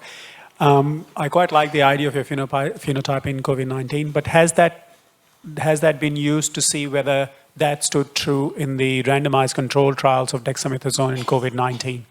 Because I think patients like Mr. Jones are still coming to RCUs being treated with dexamethasone, as far as I know, in perhaps countries other than yours. Mm-hmm. Is there a merit in investigating that so that we stop treating patients like Mr. Jones with dexamethasone? There's no phenotyping based on the clinical phenotyping that we did in the randomized controlled trials. That I know for sure. I do know from the recovery trial that they looked in patients with high and low CRP as a measure of inflammation, and they did not really find a difference in outcome. And they actually only looked at oxygen use, right? So the amount of oxygen or the invasiveness of oxygen suppletion. And that related to a benefit, as they published, of course. So that's also a phenotype, but not so much related maybe to only related maybe to the disease severity, so more a prognostic phenotyping prediction than a predictive enrichment. But it would be of interest, actually, that if we would have availability of the data of the patients that participated in the trials, that we can actually find out if we can indeed, using these phenotypes, confirm that subgroups benefit more than others. Yeah. Thank you, Peter. That's fantastic. Thank you very much. Pleasure to introduce the next speaker, Professor Grasselli from Milan, Italy. Giacomo. Yes, thanks. Good morning. My conflicts of interest, which are not related with the content of this presentation. So we have to talk about adverse effects of corticosteroids in sepsis and ARDS. You all know very well this. I mean, corticosteroids have a potent anti-inflammatory effect, they have immunosuppressive effects, and they interfere with the adrenal axis and they have also many metabolic effects, which means that we have to expect some adverse events and complications, mostly linked to the suppression of the immune system, so the increased risk of infections. There is a risk of gastric bleeding, of course, hyperglycemia, salt retention, hypernatremia, and neuromuscular weakness, especially in patients in the ICU who are treated with neuromuscular blockers or other drugs that can interfere with the neuromuscular function, like, for example, aminoglycosides. So what do we know about adverse events and complications of the use of steroids in ARDS? ARDS, as you know, is the result of a stereotyped reaction, inflammatory reaction in the lungs in response to an inflammatory stimulus that can come from the lung, which is primary ARDS, or from outside the lung, let's say, for example, abdominal sepsis. And this triggers an inflammatory reaction in the lung. So basically, ARDS is an inflammatory disease. And of course, the idea would be that if we give an anti-inflammatory drug, that would be beneficial for the patients. And so many studies have been performed with steroids in ARDS. I just show a couple of them. This is the first one, the first big trial that was published in the New England Journal of Medicine in 2006. It's one of the NIH network study. And actually, this trial did not show at the later time points, as you can see there, any difference in the duration of mortality, of mechanical ventilation, in 60 days mortality. And even though there were some signs of, let's say, physiological improvement, since, for example, patients treated with methylprednisolone had a better compliance at day 28. And they observed an increased risk of neuromuscular weakness. Then very recently, there was the DEXA ARDS study that was published by Jesus Villar in the Lancet Respiratory Medicine immediately before, at the start of the COVID pandemic. And this probably triggered the use of dexamethasone in COVID-19, because this study was indeed a positive study. They treated early ARDS with dexamethasone, and it's a fair number of patients, and they observed a significantly lower mortality and significantly higher ventilator-free days in patients treated with steroids. And if you look at adverse events, which is the topic of this presentation, you can see that basically they did not observe any significant difference in the adverse events that they were monitoring, meaning hyperglycemia, new infections, or barotrauma. Then COVID-19 came, and I'm not going to review all the studies of steroids in COVID-19. This is the meta-analysis in JAMA that basically gave the start to the use of dexamethasone in all patients with COVID-19 needing oxygen. And you can see that the meta-analysis showed a significant effect on mortality, on 28 days mortality. And we can discuss whether 28 days is a good outcome for patients with COVID-19 that we know stay on the ventilator and in the ICU for prolonged periods of time. But anyway, this was the meta-analysis done by the World Health Organization. And they did not monitor single adverse events, but they monitor what they call serious adverse effects, and they didn't see difference in serious adverse events between all the studies with on steroids in COVID-19, so both with dexamethasone and with hydrocortisone. We were really interested in the issue of infectious complications in COVID-19 patients, so this is our paper.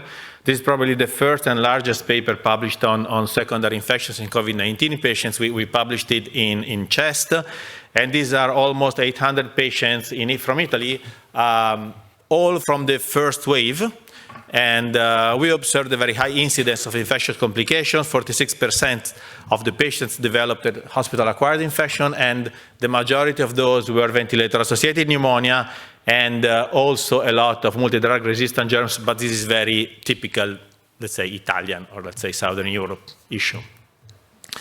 So we wanted to understand whether the steroids had an influence on the risk of secondary infections. So we took out of those patients, we performed a propensity matched score, and since these patients were recruited before and after the publication of the recovery trial, some of them did not receive any steroid and no other anti-inflammatory drugs, so no tocilizumab, no anakinra, and some others were treated with dexamethasone, because after the publication of the recovery trial, we inserted dexamethasone as standard treatment in our patients. So we had two groups that had a very nice separation. So we were able to match a decent number of patients. You can see there are 158 patients who were treated with dexamethasone and 158 who were not treated with dexamethasone, and they were very well matched according to age, SOFA score, duration of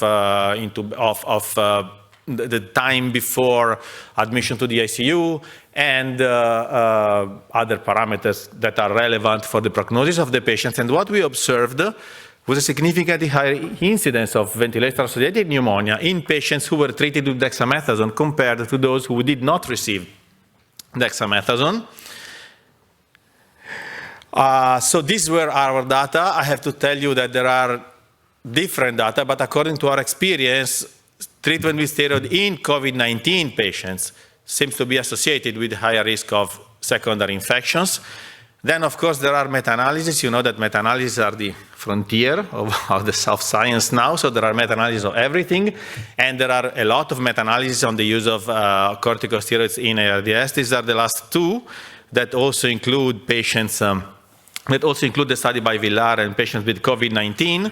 They more or less are concordant on the idea that, on the finding that administration of steroids seems to be beneficial in patients with ARDS, at least in early ARDS. And this is the reason why the recently released guidelines on ARDS of the ATS issue a conditional recommendation in favor of steroid treatment in patients with ARDS, while with the Isicem guidelines, we did not study steroids. We didn't want really to go into this matter. And both meta-analyses are concordant on this, on the complications. I mean, no difference in infectious complications, so a bit different from our study. But again, I remind you that this was only COVID-19 patients, so a very special population, not only for the disease, but also for the logistical things that we had to go through, we all of us. They saw a significantly increased risk of hyperglycemia, no increase in the risk of gastrointestinal bleeding, and similar rates of neuromuscular weakness. So on neuromuscular weakness, we still don't know, although for patients who are on prolonged course of corticosteroids, if they are treated with neuromuscular blockers and other drugs, maybe I think that neuromuscular weakness may be an issue. So if we go to sepsis, okay, there are, again, also for sepsis, theoretical benefits of treatment with steroids.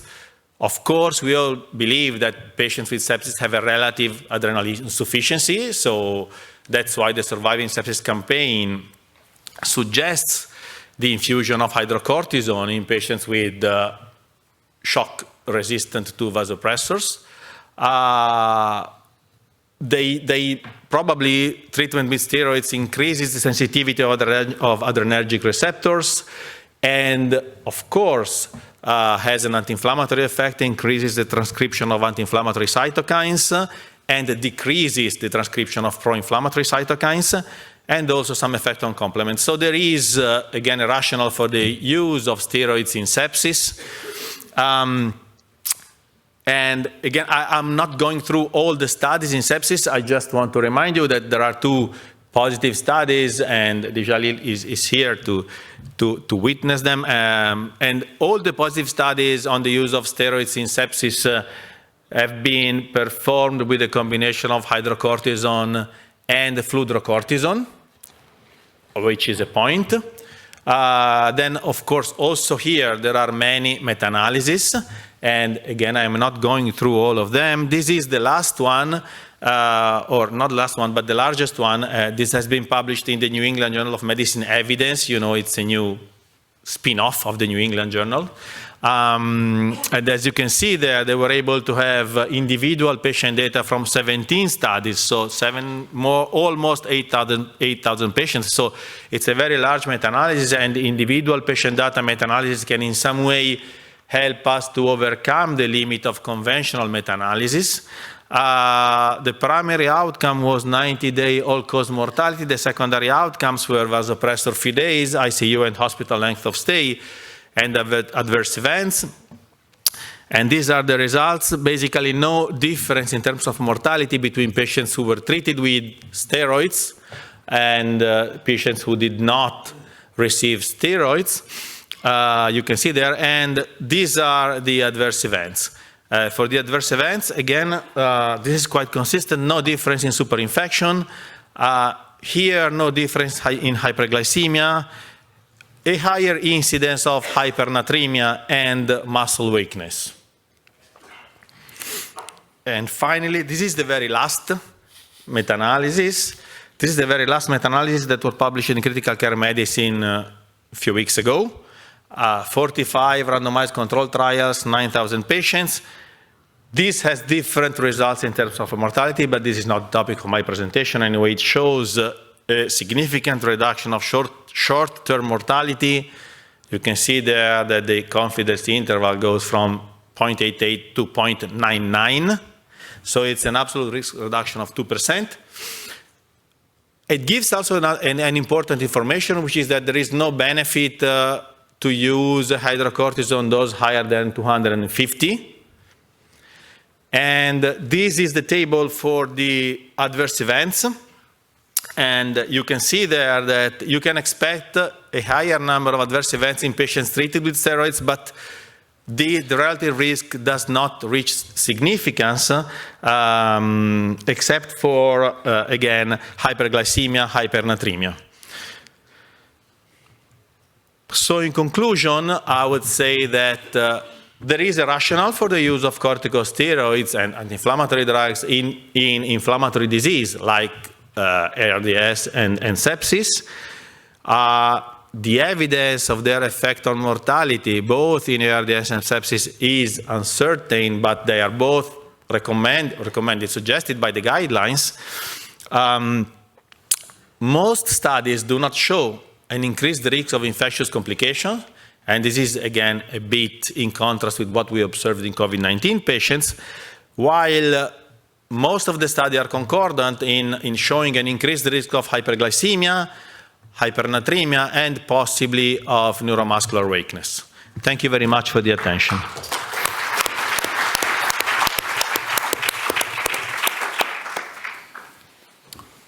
Thank you, Dr. Mo's fantastic talk. Questions from the floor? Whilst people are thinking. I got a question, if you don't mind. Yes. I'm here in the back. Yes, go ahead. So Sorry, my question is, when you look at the infection, you always look at bacterial infection. You do not look at viral reactivation. Yeah. And of course, we don't know what to do with this viral reactivation, but nevertheless, when we discuss a secondary infection, I think this should be looked at. Yeah, of course. And this is a very important point, and Peter pointed out the risk of Aspergillus, which is not a virus, of course, but it's a secondary infection, which is very common, especially in patients with influenza. And with COVID-19, influenza is not a major issue because, as you know, apparently steroids in influenza are not recommended and might be harmful, while they are recommended in COVID-19. And of course, we are all very concerned when we want to give dexamethasone in a patient with COVID-19 and you find Aspergillus, because we all know that you don't want to immunosuppress more patients with aspergillosis or with viral reactivation, like, for example, CMV. So there are data on Aspergillus, which is, again, common in patients with COVID-19. There is an entity which is called COVID-associated pulmonary aspergillosis.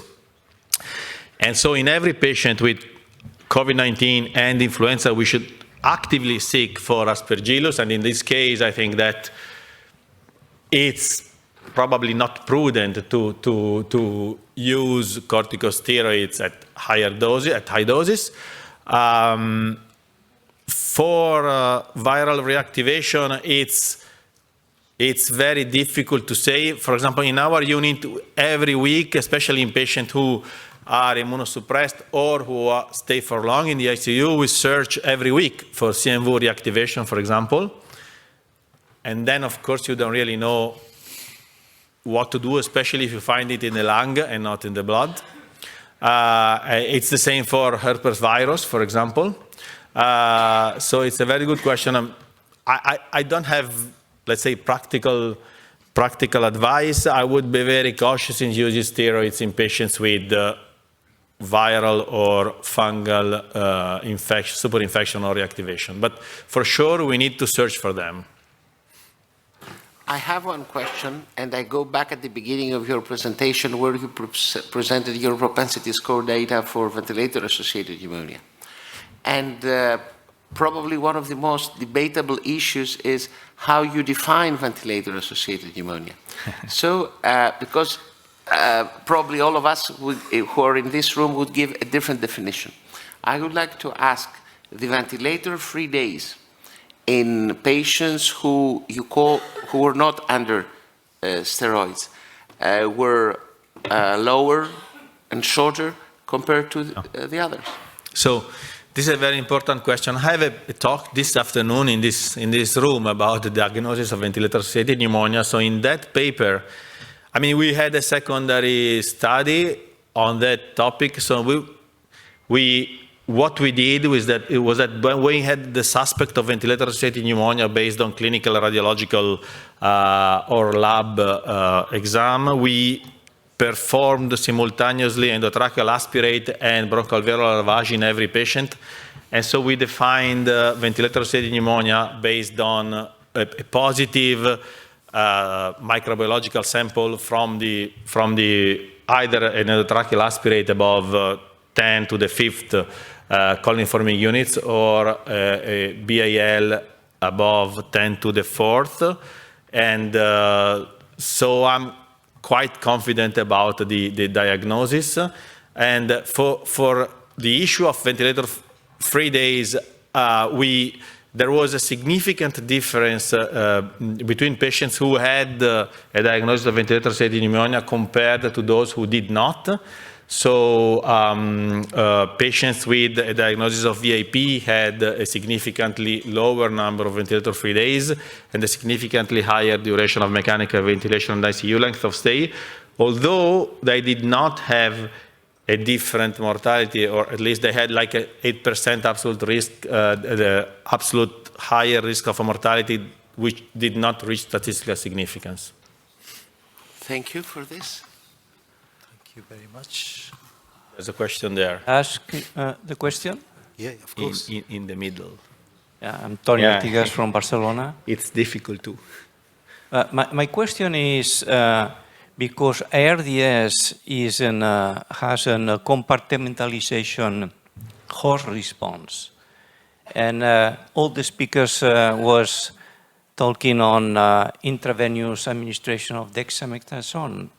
So my question is, do you have any information, or do you think we can have some advantage to give locally corticosteroids by nebulization or by other techniques? It's a very good question. I have no experience. I don't know if Professor Annan can say something about that. I'm sure that from the pharmacological point of view, methylprednisolone should at least diffuse in the lung better than dexamethasone. I've no experience or any idea on inhaled corticosteroids. We do it when you find, let's say, a concomitant increase in resistance or bronchospasm, but it's not for ARDS. It's just to treat, let's say, bronchoconstriction. Yep, there's one final question there. Can you stress the point a bit more why corticosteroids are not suggested in influenza ARDS? Because I heard it several times today. The point is that, again, influenza had a little bit the same story of COVID-19 when it started, not the same dimensions, but there was a pandemic in 2009. So again, some patients had shock, patients seemed to have high inflammatory markers, and so people started to use steroids in there, and then retrospectively, it was observed that patients who had been treated with steroids seemed to have a worse outcome, and then there was the whole story of influenza-associated pulmonary aspergillosis. So that's why on the guidelines, I mean, this is very clearly stated that you should not use corticosteroids in influenza. If you ask me why it should be so different in COVID-19, I don't know. COVID-19 gave us the possibility to do randomized study, which were not done, as far as I know, at least large studies in influenza.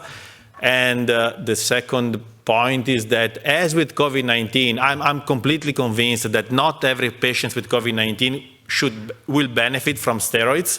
And I think it's the same with influenza. So the problem is that with COVID-19, we had millions of patients in the ICU, and we could measure many things. With influenza, luckily enough, we had not so many patients, so it's mostly retrospective data. Thank you very much. Great, thank you. Thank you.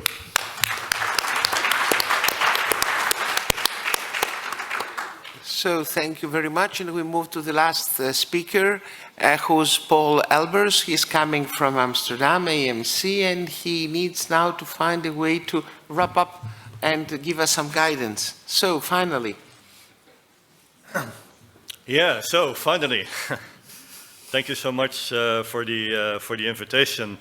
I must say, so when I received the invitation, I thought the organizers must have been thinking I'm getting very old, right?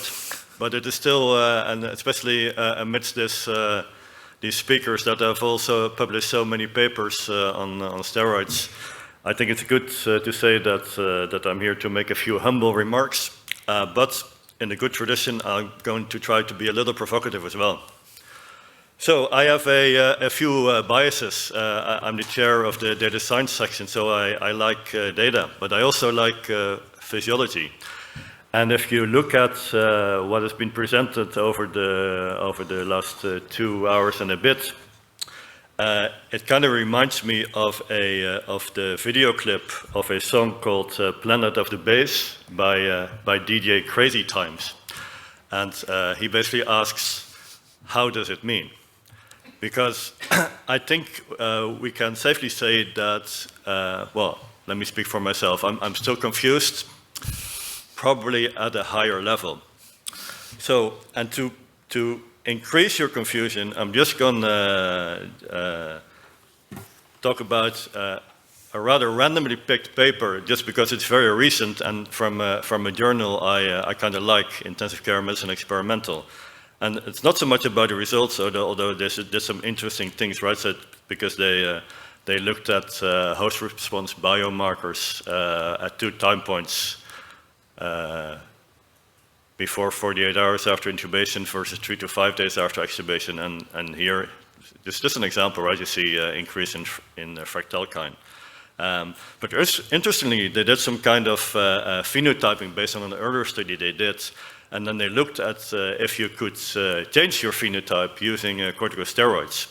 And you don't need to read the numbers, but it doesn't really matter, right? So, I mean, if you start in the hyperinflammatory zone, then you don't really get to the hypo one. So, and vice versa. But the real reason I'm showing this is because this is all retrospective, right? But so they selected patients with ARDS or presumed ARDS. But 45%, and this is real clinical data, and I recognize this from my own practice and the practice of my colleagues. So half received corticoids, and the dose and type of corticoids varied. And it all boils down, and we've seen many examples of this, and we're just not very good at this, to know what syndrome we are treating, which drug we should use, what dose we should use, and certainly what timing. And so practically, because we've heard a lot of attempts at phenotyping, but what do you do with that at the bedside? I mean, you see a very sick patient with maybe some routinely elevated measures, like maybe CRP or maybe some a lot of noradrenaline. Do you think this person is hyperinflammatory? What does hyperinflammatory really mean? Is that a subgroup of patients with just a lot of comorbidities, or do they change over time? So normally we do have patients in front of us that have some kind of do not know inflammatory type, and that's kind of problematic. So another bias of mine is that I live in Amsterdam, and that is usually a good thing. And I work in Amsterdam UMC, but I was trained at a different hospital, and this is called OLVD. And the OLVD always reminds me of the comic books of Asterix, and it's probably well known in Europe. But there was a little village that stood up in the Roman times to the aggressor, and they used a very potent drug, the magic potion, right? And I always compare the hospital I was trained in to this little village. So here's the Netherlands, and this is Amsterdam, and here's the hospital. Because when I was trained, and maybe they're still doing that, so every patient that was sent to intensive care, they got 100 milligrams of dexamethasone. So that is 2,666 milligrams of hydrocortisone. And yeah, well, you probably wouldn't do that, right, given what you've heard today, right? But do we really know if this is the case? Because I put forward to you that Dutch ICUs and some in other countries are sometimes a little bit different because they use the concept of selective decontamination of the digestive tract, which may actually influence a lot of things that steroids have an effect on. So it's not so easy to say if something works in trial or in one country or one region, that can ultimately be transported to other countries and hospitals. In addition, and this has been alluded to earlier, there's a lot of overlap between our syndromes. So here's just a graphical representation of that do we really know what we're treating? If we're talking about severe CAP, some of those have ARDS, intubated septic shock, etc. And as one of the people in the audience questioned rightly, are we looking at the same type of sepsis or pneumonia or ARDS? And there's even intrapulmonary ARDS, extrapulmonary, and these are all based on the research definition. So what use is that in clinical practice? So I just want to highlight some of the work of my former colleague Harm-Jan de Groot, who recently moved to Utrecht, but who I have a great deal of respect for, and his mission in life is to show that we're doing things wrong. And so one of the things he showed that there is a lot of between trial heterogeneity in ARDS. So if you look at the 28-day control group mortality, and this is not specifically for steroids and ARDS, but ARDS in general. So I'm trying to make the point, how can we compare all these studies to make the guidelines? And it is even worse for sepsis. If you look at the control group mortality rates in sepsis, it ranges all the way from about 7% to almost 90%. And again, not specific for steroids, but as we will see later, the steroid trials have the same issue. So, in that respect, I was actually very, very happy with the revision of the guidelines as so eloquently presented by Professor Pastorius, because they leave you a lot of room to make your own decisions, because you can take a look at the common dosing regimens that are in the guidelines. I mean, you can basically do anything you like, right? And there's also the issue of pharmacological principles guiding the prolonged glucocorticoid treatment, and Professor Vanderberg alluded a little bit to that, although this is not the topic of this specific review, because that concluded that an initial bolus for maximum saturation should be followed by continuous infusion, which has also been debated. But again, substantial between patient variability, and that's what I want to get to. So if we look at the focused update, and I'm going to be a little critical here, but not because of the result, but because I dived a little bit into the appendix. So I want to make a general statement about appendices, right? Because I see a trend. I mean, a practicing clinician, it's just very hard to keep up with all the literature, right? Because there are so many papers being published. But then if you take the effort to read the literature, most of the real information is now hidden in the appendix. So I call this appendicitis, and this is the same. The case is the same for this guideline, because the guideline is rather thin, which is probably good, right? But the appendix is 124 pages, right? So you don't have to read that because I did it for you, right? So I'm going to make some remarks here. So first of all, so how do you get on this panel, right? So they didn't invite me, and that's probably good, right? But there's kind of a not so great variation across the globe, right? So it's like a Northern American predominance. Of course, France is always well presented.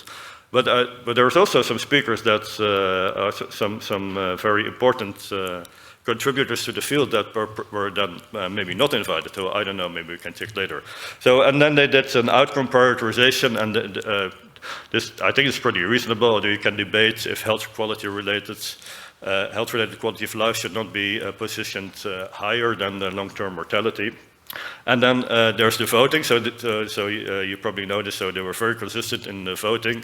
Dilali abstained because of his position for some recommendations.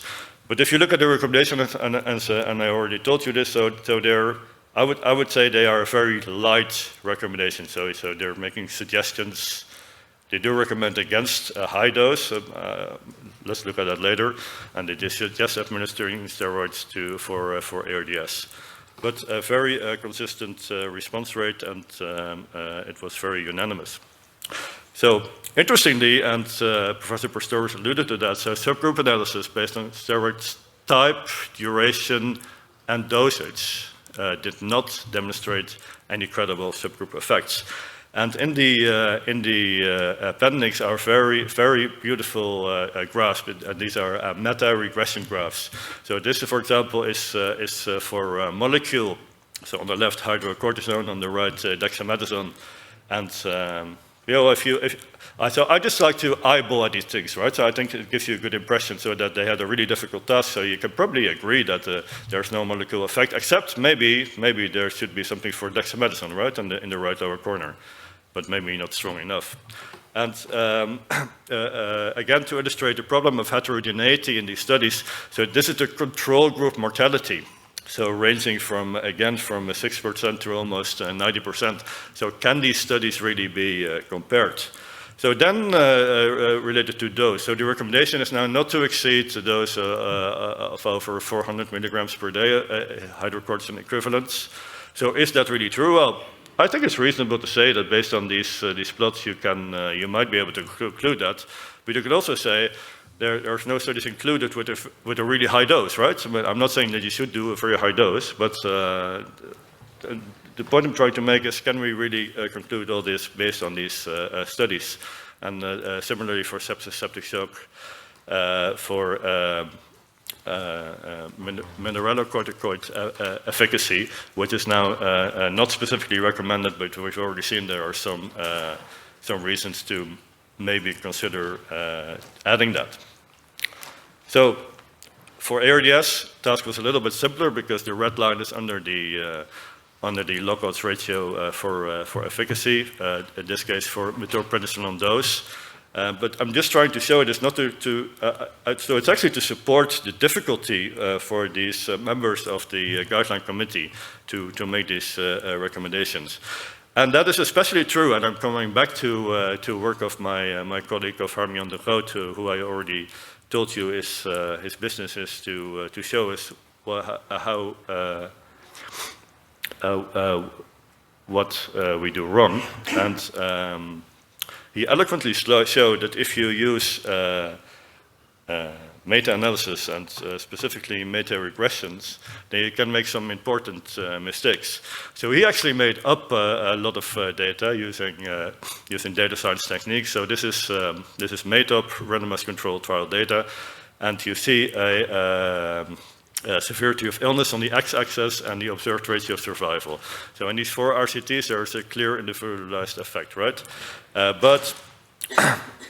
But if you analyze these and you've seen those plots many times, then you could get the illusion that there is a negative correlation between the severity of illness. Whereas you would analyze this on a patient level, you would get it would turn completely around. So you would get a positive correlation between that. And that can happen when there's a confounder present in these studies that is unequally distributed among trials. But this confounder should be a specific confounder because it should have an influence on this, both on the severity of illness and the different direction on the treatment effect.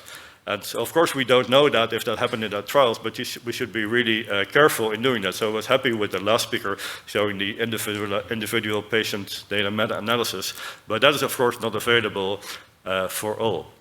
So, having said that all, because it's not my business to show what's wrong, it's my business to show what we can do about it. So I would argue that we need to inject a little artificial intelligence into medicine. Because I think, but I'm biased, right, because I like data science, that the wisdom of the decisions made by all of us, so all clinicians, and the outcomes of the billions of patients we treat should inform the care of each future patient. And a specific interest of mine is one of the 3 types of machine learning. So you've probably heard about unsupervised learning and supervised learning, but I kind of like reinforcement learning. So this has, for example, been used by Google to beat the world champion in AlphaGo. And we use that to try and learn the optimal, and this is an individualized approach to give steroids to critically ill patients with sepsis, using one of the freely available databases. Not surprisingly, this was the Amsterdam UMC database, given my presence in Amsterdam. And it basically works like this, right? So you have a naive algorithm, and it just tries different things based on retrospective data, and it's like a baby that crawls, and it will get a reward. So then he will do similar things to get the reward again. And what we saw here, so this is data from Amsterdam, that the algorithm, on average, so not for the individual patient, but for average groups, it said we needed to go down in steroids, which is kind of consistent with probably what Professor van den Berg is trying to say. And that would actually lead to a projected decreased mortality rate. So the AI agent performed better than the human clinician. So there's a lot of things to say, because this is all based on policy evaluation, and of course it has all the caveats of retrospective evaluation. So I just want to finish by just encouraging you to share your data. For example, like we have done in Amsterdam, but also in Mimic. So if you would follow along and start sharing your data tomorrow, we may finally have the answer on who should get what in terms of corticosteroids for sepsis and ARDS. And with that, I thank you very much.